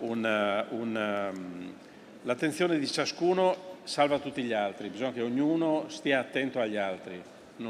La sicurezza non è fatta dalla persona da sola, ma è una sicurezza di squadra, ognuno fa un pezzo di percorso per gli altri. Ho aggiunto in questa prospettiva qua un video che hanno girato in maniera spontanea dei collaboratori di Acega Sapienza e Amga, che rappresenta un po' il loro sentire sulla sicurezza che vi propongo. È molto semplice, però è molto evocativo e suggestivo ed è fatto dalle persone che lavorano in Acega Sapienza. Molto bello questo, parte dal basso, come si dice. Prego. Fa partire lei? Io già detto. Ok, vado. Per me sicurezza è entrare in azienda al mattino e sapere di essere in un luogo sicuro. Per me la sicurezza è sostenibilità. Un perfetto gioco di squadra dove noi siamo i protagonisti. Far sì che ognuno di noi ogni giorno possa tornare a casa delle proprie famiglie. Fare la cosa giusta, nel modo giusto, al momento giusto. Formazione e consapevolezza. La sicurezza per me si costruisce con l'aiuto di tutti. Non è solo DP, ma anche testa sul collo, spalle larghe, cuore appassionato e piedi per terra. È un impegno che dobbiamo assumere assieme, ogni giorno sul campo. Non sottovalutare mai i rischi e non dare nulla per scontato. Sicurezza per me è far lavorare i miei colleghi senza pericoli. Una risposta attenta e consapevole. La sicurezza per me è costanza, è un valore da condividere ogni giorno con i miei colleghi. La sicurezza non è un momento, la sicurezza è sempre. Sempre. Sempre. Sempre. Per me la sicurezza è sempre. Sempre. Sempre. Sempre. Sempre. Sempre. Sempre. Sempre. La sicurezza per me è sempre.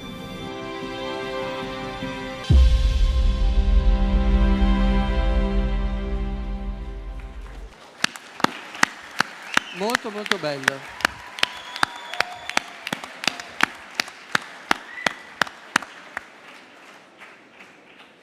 Marchesin, considerando la grande azienda di cui fa parte, alcuni commenti per i ragazzi che ci stanno ascoltando. Ecco, cosa vuol dire per questi ragazzi fare carriera nell'azienda che gestisce l'infrastruttura elettrica più strategica del paese? E in questo contesto aziendale quanto conta per voi la cultura della sicurezza? Come accogliereste gli studenti, ad esempio, nei PCTO, lasciando loro esperienza, motivazione e cultura della sicurezza? Ricordiamo che la sicurezza elettrica, ad esempio, è uno degli aspetti che richiede maggiore attenzione ed esperienza. Da sempre, no? È una metafora comune assoluta. È più di una domanda questa, vero, no? È un po' lunga. Allora, spero che l'abbiate concordata. No, scherzi a parte. Allora direi innanzitutto non ho particolari suggerimenti da dare per fare carriera, perché è difficile capire anche, no? Ognuno di noi ha degli obiettivi, quindi è difficile un po' capire quali siano i modi corretti o non corretti di diciamo, avere un'evoluzione all'interno di un'organizzazione complessa come può essere Terna, come può essere Acegas, come possono essere queste grandi aziende. La cosa però che mi sento un po' di consigliarvi ed è un po' quello che dico ai miei figli che hanno più o meno la vostra età, no? E che hanno le stesse probabilmente diciamo reazioni quando gli dico queste cose, è di essere determinati e diciamo decisi. Per essere determinati e decisi nella vita però cosa significa, no? Essere determinati e decisi? Cioè significa darsi degli obiettivi.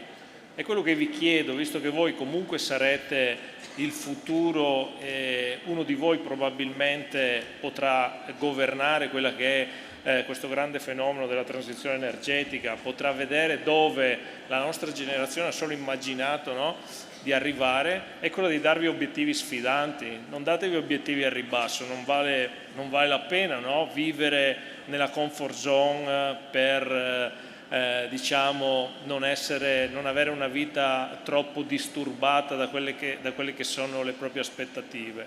Quindi obiettivi sfidanti che non vi facciano dormire la sera, che vi facciano lavorare duro.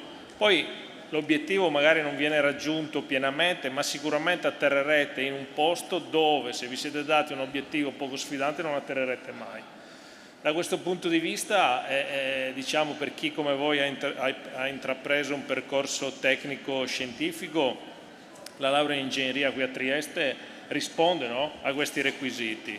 È sufficiente la determinazione di voler raggiungersi, è sufficiente la determinazione di voler raggiungere l'obiettivo.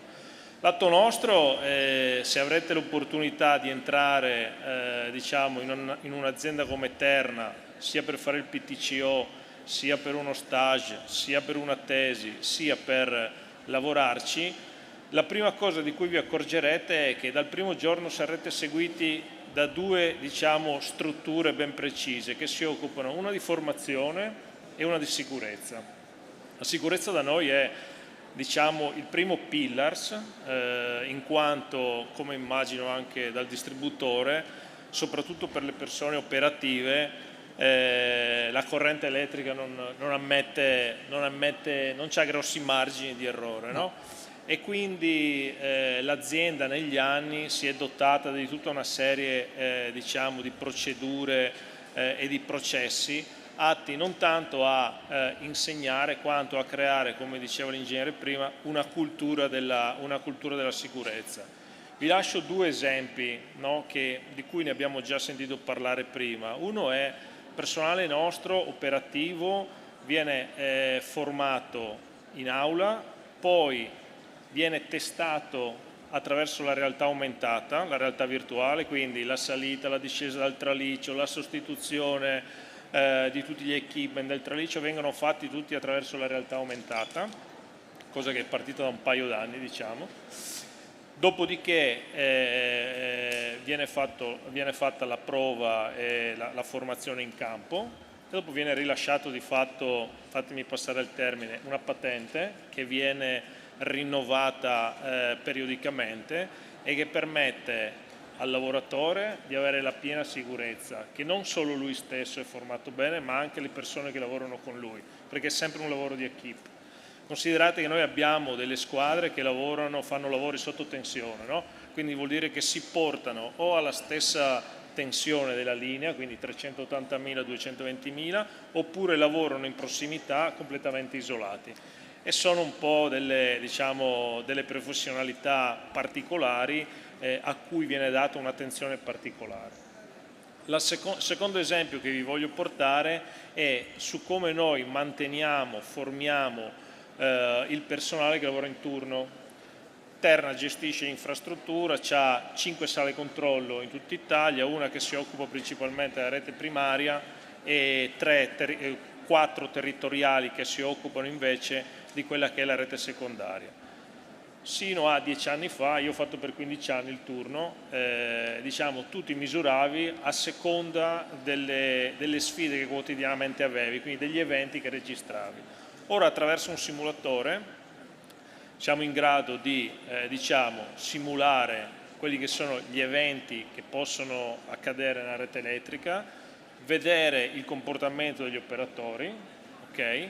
E aiutarli sia nel miglioramento sia diciamo, nel mantenimento di quello che è lo standard richiesto. Questo chiaramente in Europa questo è già abbastanza consolidato, questo è chiaramente stato reso possibile grazie alla transizione digitale, no? Che viene di pari passo con la transizione energetica, che ci ha permesso di investire in realtà virtuali aumentate, in diciamo digital twins, quindi tutto il progetto di digitalizzazione della rete, e quindi se verrete da noi verrete accolti da queste due figure.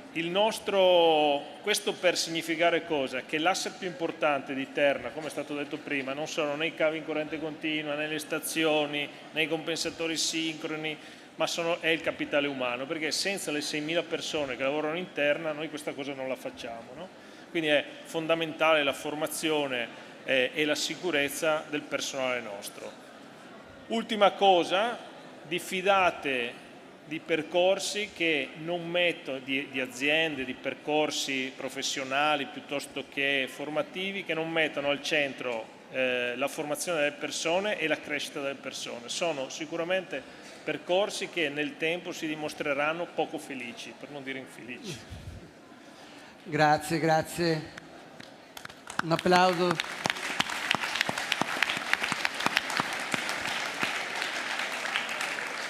Noi speriamo, guardate, non vi vogliamo annoiare, il nostro obiettivo, per favore, abbassate un po'.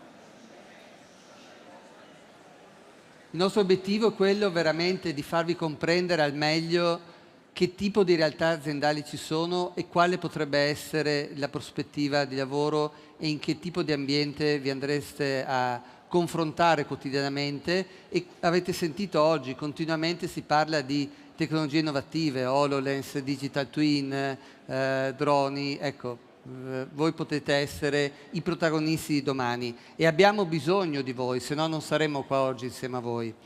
Allora, continuiamo con il colonnello Antonio Biasò. Sì. Parliamo di specializzazione elettrica, in particolare di ingegneria dell'energia elettrica e dei sistemi e ingegneria per trasporti elettrificati. Un commento su quanto queste specializzazioni possono risultare di interesse per coloro e una nota sulla formazione e sulla sicurezza nel corpo della Guardia di Finanza. Perfetto. Io mi aggancio a quello che ha appena detto prima di me, il capitale umano. Abbiamo qua davanti a noi gli allievi della nave scuola Cini che vengono da Gaeta. Noi abbiamo un percorso di formazione, dopo il diploma si può fare la domanda per venire in Guardia di Finanza. Frequentano la scuola ispettori dell'Aquila 3 anni, durante la quale anche prendono una laurea. Al termine di questi 3 anni vanno a Gaeta, dove prendono la specializzazione.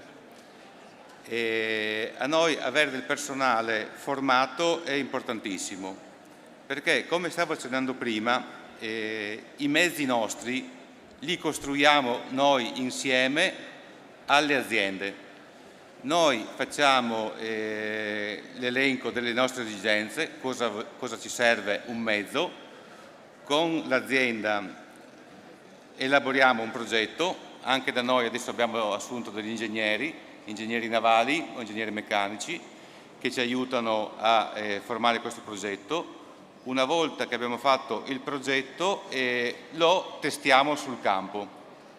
Il primo progetto completamente fatto in questa maniera è la vedettina fatta per utilizzo a Venezia. Abbiamo visto come fare una vedettina, in realtà è molto ridotto come autonomia e come velocità, insomma fa 6 nodi, ma per la laguna basta e avanza. ha un po' di autonomia di 8 ore e questo basta e avanza. Sulla base di questa sperimentazione, che è durata qualche anno, alla fine abbiamo fatto le modifiche, perché purtroppo le batterie a mare hanno un sacco di problemi, anche di movimenti, di vibrazioni, di calore, di temperature, è difficile. Lo storage dell'energia, come è stato detto anche prima, è quello il punto focale. Cruciale. Esatto. E dopodiché, adesso che abbiamo sperimentato e finito la progettazione, abbiamo individuato un'azienda che ci produrrà ben 20 di queste vedettine, dove anche noi accediamo ai fondi comunitari, tra l'altro. Anche per noi, anche per la Guardia di Finanza, questi fondi è una grossa opportunità. Arriviamo anche al 70-80% del finanziamento. E quindi il capitale umano serve anche a noi, anche perché questo stesso capitale umano che progetta è tenuto a fare le manutenzioni a bordo, oltre che l'utilizzo quotidiano del mezzo come comandante o come direttore o come tecnico di sistema.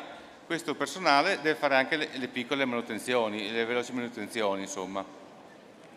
E io personalmente vengo dal reparto standardizzazione.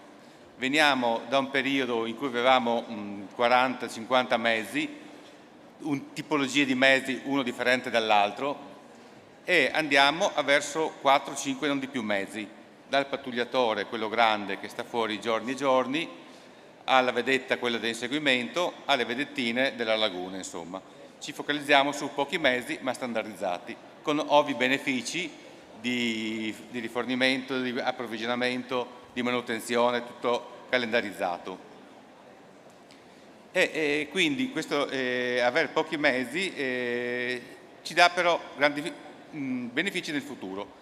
In questo periodo siamo un attimino a gestire il vecchio con così, ecco, è un sacco di problemi. Devi gestire il vecchio, progettare il futuro e lavorare. È la fase più complessa. È la fase più complessa questo passaggio, insomma. E più siamo veloci, più siamo bravi, più abbiamo professionalità in questo periodo, più riusciamo a costruire un futuro migliore. L'aspetto energetico è importante, ma abbiamo anche tutta una serie di altri eventi. Una barca è fatta di certi materiali, anche si cerca sui materiali, barche in carbonio, barche insomma, in acciaio, che forse può anche essere utile. Le pitture per chi vive al mare sono le pitture dell'opera viva, siliconiche, perché la pittura lascia anche quella degli inquinamenti. Bisogna andare alla ricerca di pitture che non inquinino, pitture siliconiche che richiedono il meno possibile di manutenzione. Quindi anche qua c'è ricerca, lavoro e tutta l'attività, insomma. Sappiamo che la transizione è bella, oggi il focus è sulla parte elettrica, ma sicuramente si porta dietro tante componenti che non possono essere sottovalutate. Come ha detto, vanno gestite al meglio per arrivare al punto nave che ci si è dati, che esatto. L'agenda, diciamo, ci aiuta anche a porre una data, un limite. L'intelligenza artificiale e lo studio di banche dati è di ausilio anche per noi, insomma. L'intelligenza artificiale è pervasiva. Stiamo ormai utilizzando l'intelligenza artificiale dalle verifiche, nella ricerca, diciamo, dove sono le criticità, fino alla progettazione delle barche. Certo. Le ringrazio. Giampiero De Cubelli, un applauso se volete. Grazie, grazie. L'ultima domanda, poi lasceremo spazio a quelle dei ragazzi e poi vedremo anche le classifiche sui vincitori. Allora, capitano Giampiero De Cubelli, andiamo a parlare dei PCTO e dei tirocini, degli allievi capitani, come tutto il personale di produzione imbarcato. Un commento su queste possibilità esistenti e una nota su cosa significa puntare un obiettivo zero infortuni. Parlare ad esempio di media tensione sulle navi oppure di elettronica di potenza o ancora di alta tensione nei porti significa prepararsi e formarsi per tecnologie nuove con aspetti di sicurezza importanti. Perfetto, ringrazio per lo spunto e soprattutto spero che gli studenti non scappino, perché prima di tutto vorrei mandare un messaggio molto chiaro come collegio dei capitani di lungo corso e di macchina. Questa carriera sul mare, il famoso navigante, è una carriera che sta diventando sempre più una categoria protetta, nel senso che siamo Per sempre favore, meno... Sì. siamo agli ultimi 10 minuti, quarto d'ora di pazienza, grazie, siete gentilissimi. Quindi come diplomato del nautico, con il titolo del Nautico di Trieste, dico è una grandissima opportunità di lavoro e il collegio si pone appunto come ente di supporto per introdurre i ragazzi a quello che è il mondo del lavoro. Quindi siamo al servizio del capitale umano navigante, che di per sé è un qualcosa di diverso da qualsiasi altro ambiente di lavoro. Perché? Parlando veramente, trasmettendo messaggi ai ragazzi, chiunque qui oggi finirà il simposio, va a casa e dormirà nel proprio letto.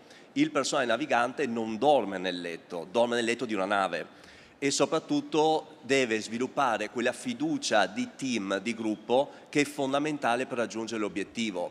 Quando un ufficiale di macchina o di coperta stacca dal proprio servizio, di fatto sta delegando la sorveglianza e la sicurezza a qualcun altro. Se non c'è questo lavoro di gruppo, di team, che si forma veramente sulle navi ancora più che a terra, la sicurezza sicuramente non ne giova. Quando si parla di formazione, nel mio duplice ruolo di vicepresidente del collegio e direttore responsabile vendite e progetti di efficientamento Wärtsilä, dico che l'industria fornisce la tecnologia, il collegio fa da collante per trasmettere quelli che sono i nuovi rischi correlati all'introduzione di nuova tecnologia. Le batterie a bordo, gli ingegneri mi insegneranno, sono un grossissimo problema a livello normativo e anche di gestione dell'incendio. Il corso che ho fatto personalmente antincendio non ha niente a che fare con quello che oggi fanno gli ufficiali a bordo. Quindi veramente lascerei i ragazzi con un messaggio: la scuola vi dà un inizio di formazione che va avanti tutta la vita. Per chi volesse intraprendere questa carriera a bordo, vi do un messaggio molto chiaro: non finirà nemmeno nel giorno in cui finalmente arriverete a quel grande traguardo chiamato la pensione. Quindi formazione continua. Grazie, grazie. E allora siamo arrivati al momento intanto di vedere qualche vostra domanda.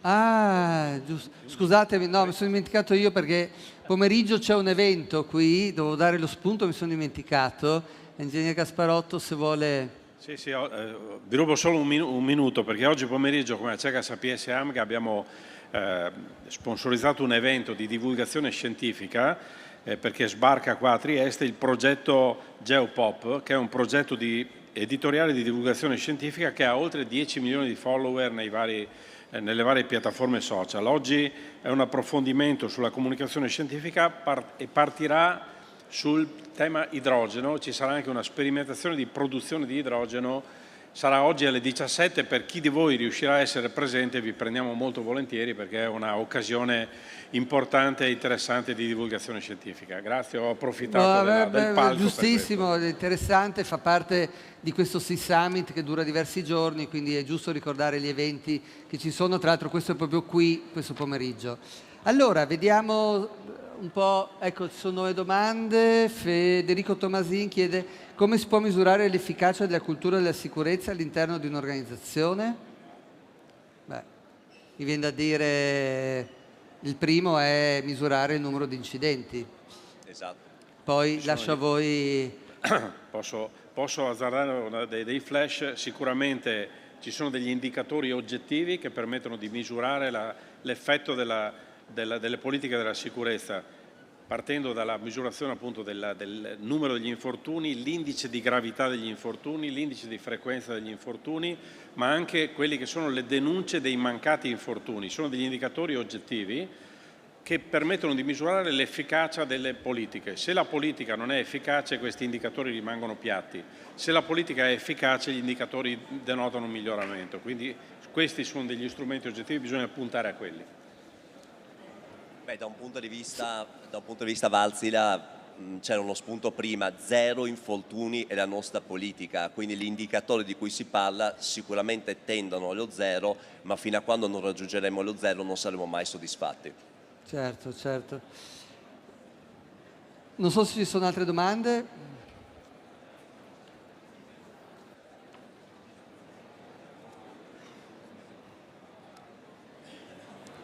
Questa è una domanda. Ah, ok, a mappa allora. Prendo fiato. Massimo Flego chiedo, parlando di navi della finanza e dell'energia, mi sorge la domanda, in Italia c'è un grosso dispendio monetario di conseguenza di carburante per gli spostamenti navali di società, industrie ittiche, crociere e privati.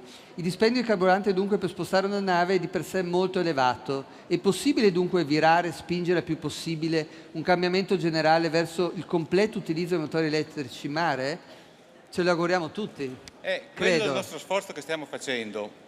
Infatti, come stavo dicendo, a parte l'aspetto economico del carburante, a noi quello che ci interessa è l'aspetto inquinamento, le emissioni di CO2 del carburante.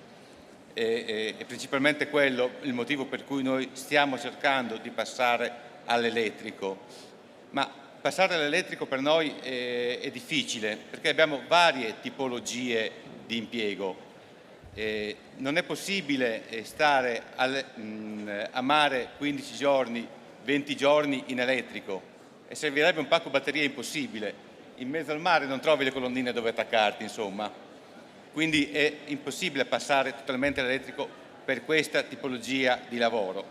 Premesso che il nostro impegno è quello di salvaguardare l'ambiente, nel porto noi dobbiamo entrare in elettrico. Ce lo chiede la normativa e la nostra volontà di entrare in porto in elettrico e non inquinare. Per tante attività il pattugliamento quotidiano, la vedetta esce la mattina, rientra la sera, lì stiamo sforzando ad andare in elettrico. La vedetta esce la mattina, fa il suo servizio, consuma le batterie, alla sera rientra, si riattacca alla colonnina con l'energia possibilmente fornita dai pannelli nostri che stiamo cercando di mettere agli ormeggi. Non sono sufficienti, ma vediamo di fare anche questo sviluppo. Di notte si carica e la mattina dopo si riesce. Un problema, è stato accennato prima, è quello delle batterie. Le batterie hanno un grosso problema a stare a bordo. Un incendio di una batteria non si spegne mai. Spegnerlo a bordo... Abbiamo l'esempio purtroppo di quel cargo di navi, di automobili elettriche che è andato trasportate a fuoco, in una nave, esatto, quello è il che problema. credo, adesso non voglio esagerare che dopo 2 anni brucia ancora, ma voglio dire, spegnerlo è stato veramente, veramente complicato. Abbiamo tutti i sistemi di sicurezza a bordo, dall'alo, la CO2, è tutto per bloccare gli incendi, ma bloccare schiuma, bloccare un incendio di una batteria è un grosso problema. A bordo si raggiungono alte temperature con minor resa ma più rischi, quindi lo sforzo è massimo nell'impegno, quello per il quotidiano. Per il pattugliamento a largo raggio, lì prevediamo di mettere a bordo, come avevo fatto vedere prima delle immagini, un gruppo elettrogeno. Questo gruppo elettrogeno produce corrente, quindi però con un minore consumo e maggior risparmio anche di emissioni. Quando si pattuglia si staccano le frizioni dagli assi, si attacca il gruppo elettrogeno, c'è l'energia prodotta dal gruppo elettrogeno e la barca va in elettrico.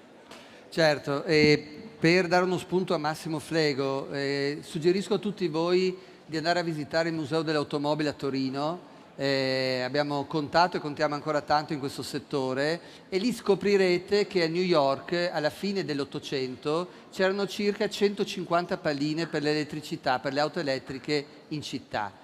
Semplicemente poi quel tipo di tecnologia non ha avuto diffusione perché costava troppo e quindi la Model T della Ford ha avuto una diffusione talmente importante che ha soppiantato completamente l'idea dell'elettrico. Oggi c'è, sicuramente è la soluzione tecnologica del futuro, ci vorrà anche un po' di pazienza perché come sentite nuova tecnologia si porta dietro anche dei problemi che verranno risolti, ma è impensabile risolverli dall'oggi al domani. Ci vuole un po' di tempo e gli investimenti in settore, devo dire, sono assolutamente straordinari perché negli ultimi anni non si è mai visto un impegno così importante in questo senso. Lo stesso, adesso vedo anche la domanda, navi da crociera, non è il mio settore, ma sentiamo quello che succede. Certo. Lì si va verso il gas, l'idrogeno, cioè, lo sforzo c'è da parte di tutti ad andare, non è immediato purtroppo. Ci vuole un po' di tempo e applicazione. Ci sono altre domande?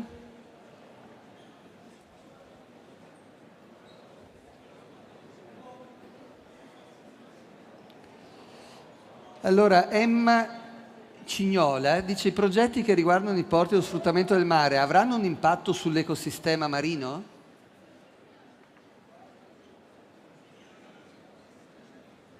Chi si Posso sente di rispondere rispondere? per quanto riguarda, diciamo, la posa di cavi e le connessioni? Assolutamente no, in quanto viene fatto tutto nel rispetto chiaramente dell'ecosistema e di comune accordo con gli enti preposti alla sorveglianza. Quindi, aggiungerei che tutti i progetti PNRR hanno una caratteristica che devono rispettare un principio che si chiama DNSH, Do No Significant Harm. Non dobbiamo produrre impatti sull'ambiente, quindi già questo requisito è quello È che un risponde. requisito fondante. È un requisito direi. fondante. Bene, è nella famosa Agenda 2030. Altre domande o...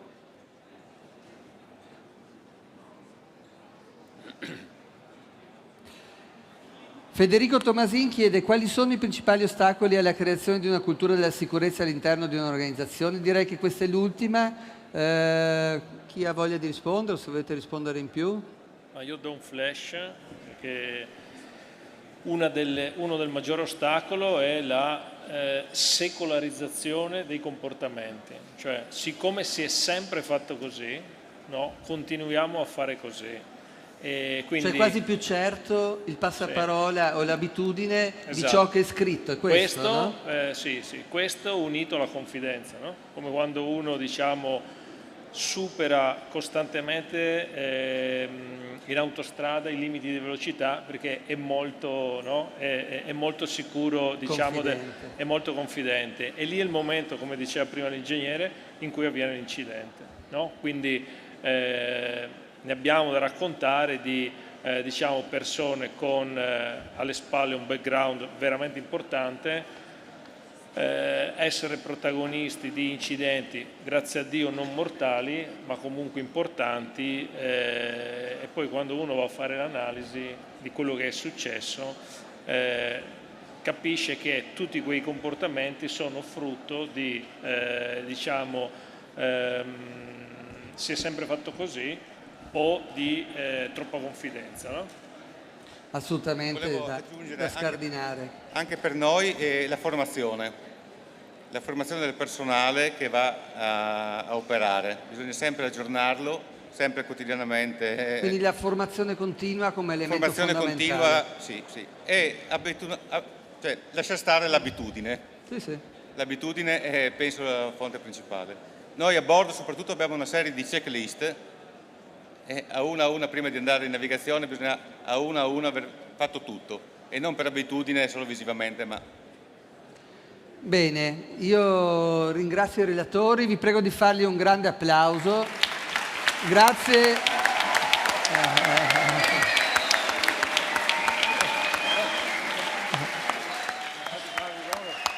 Vi ringrazio anche per le domande, non possiamo esporle tutte, ma cercheremo di rendere sempre più interattivo questo evento. Se volete vi potete accomodare, grazie. E siamo al momento fatidico di scoprire, andiamo a scoprire un po' come sono andate le classifiche. Oggi premieremo con un piccolo attestato i primi classificati per ogni categoria. E poi, eccolo, Daniele Bosic, Università di Trieste, grazie. E li consegnerai tu. E abbiamo anche una data da comunicare oggi. 5 dicembre. No, la darai tu naturalmente. Allora, se dalla regia gentilmente ci vogliono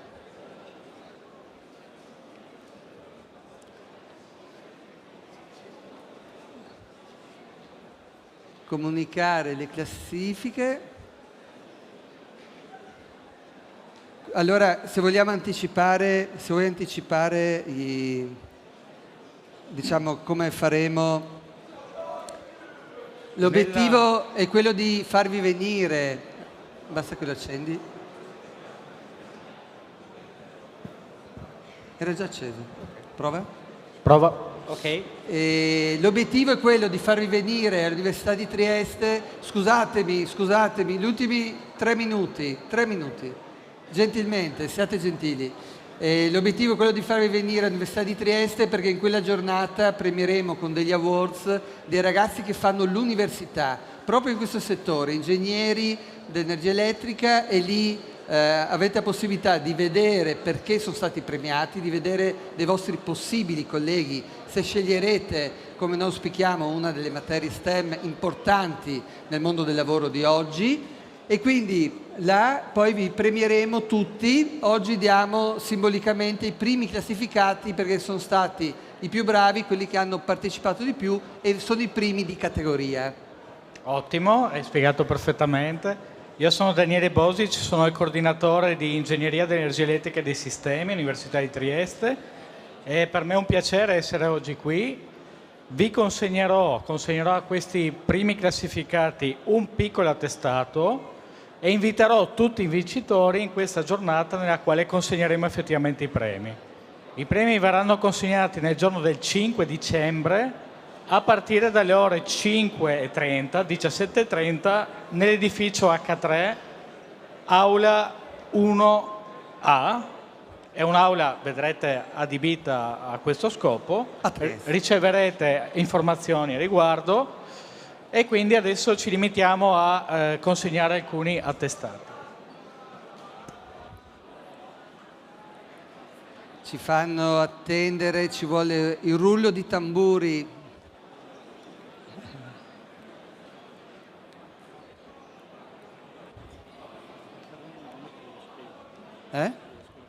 Sì.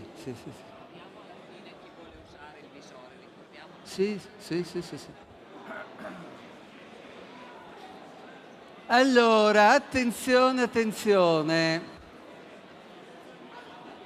Valentino Raunic,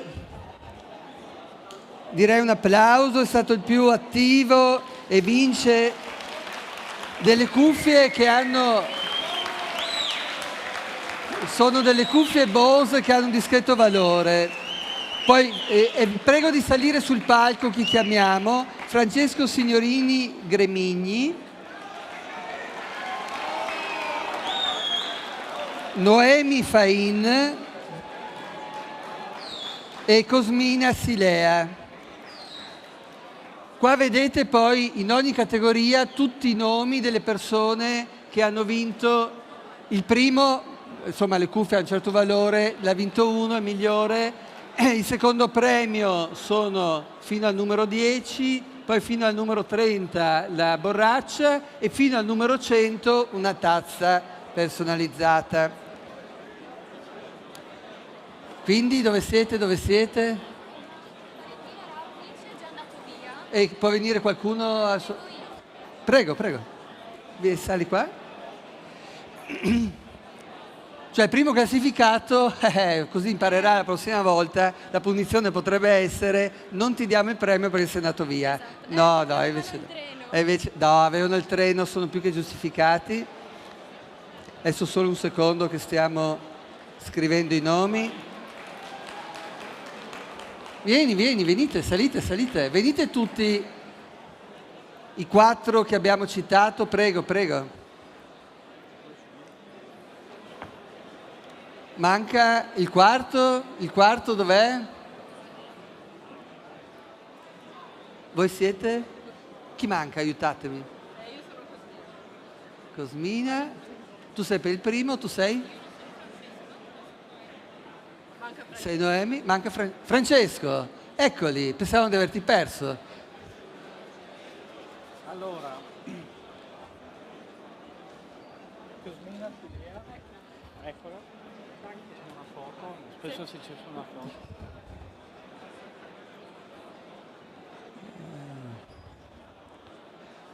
Cosa ne pensi di questa giornata? Bellissimo. No, microfono. Eccolo, prova. Sì. Vado? Sì. È stata una bella esperienza e sono felice. Brava, siamo contenti, brava, grazie. Hai guadagnato anche questo. Grazie. Noemi Fain. Foto.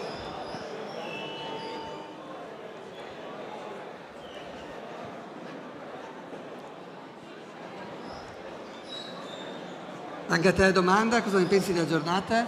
È stato illuminante, alcune cose proprio non le sapevo. Illuminante, delle cose non sapevi. Grazie, grazie, ci fa davvero piacere.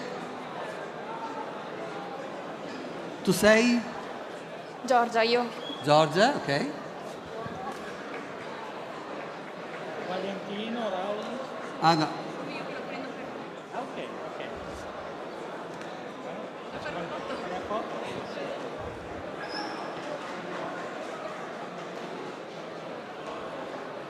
Anche a te la domanda, cosa ne pensi dell'evento? No, è stato piacevole, informativo, quindi sì.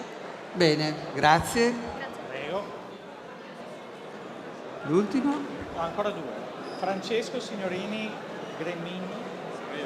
Perché due?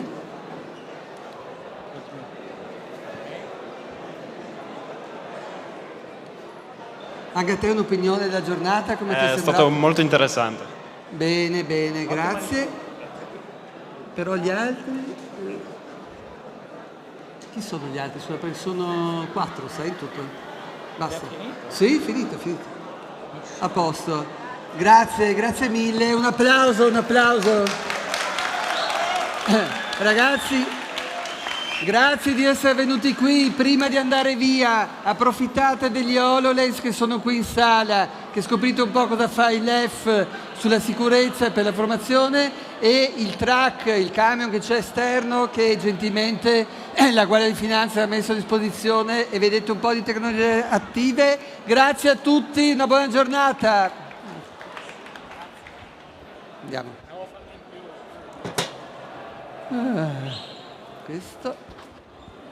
Questo.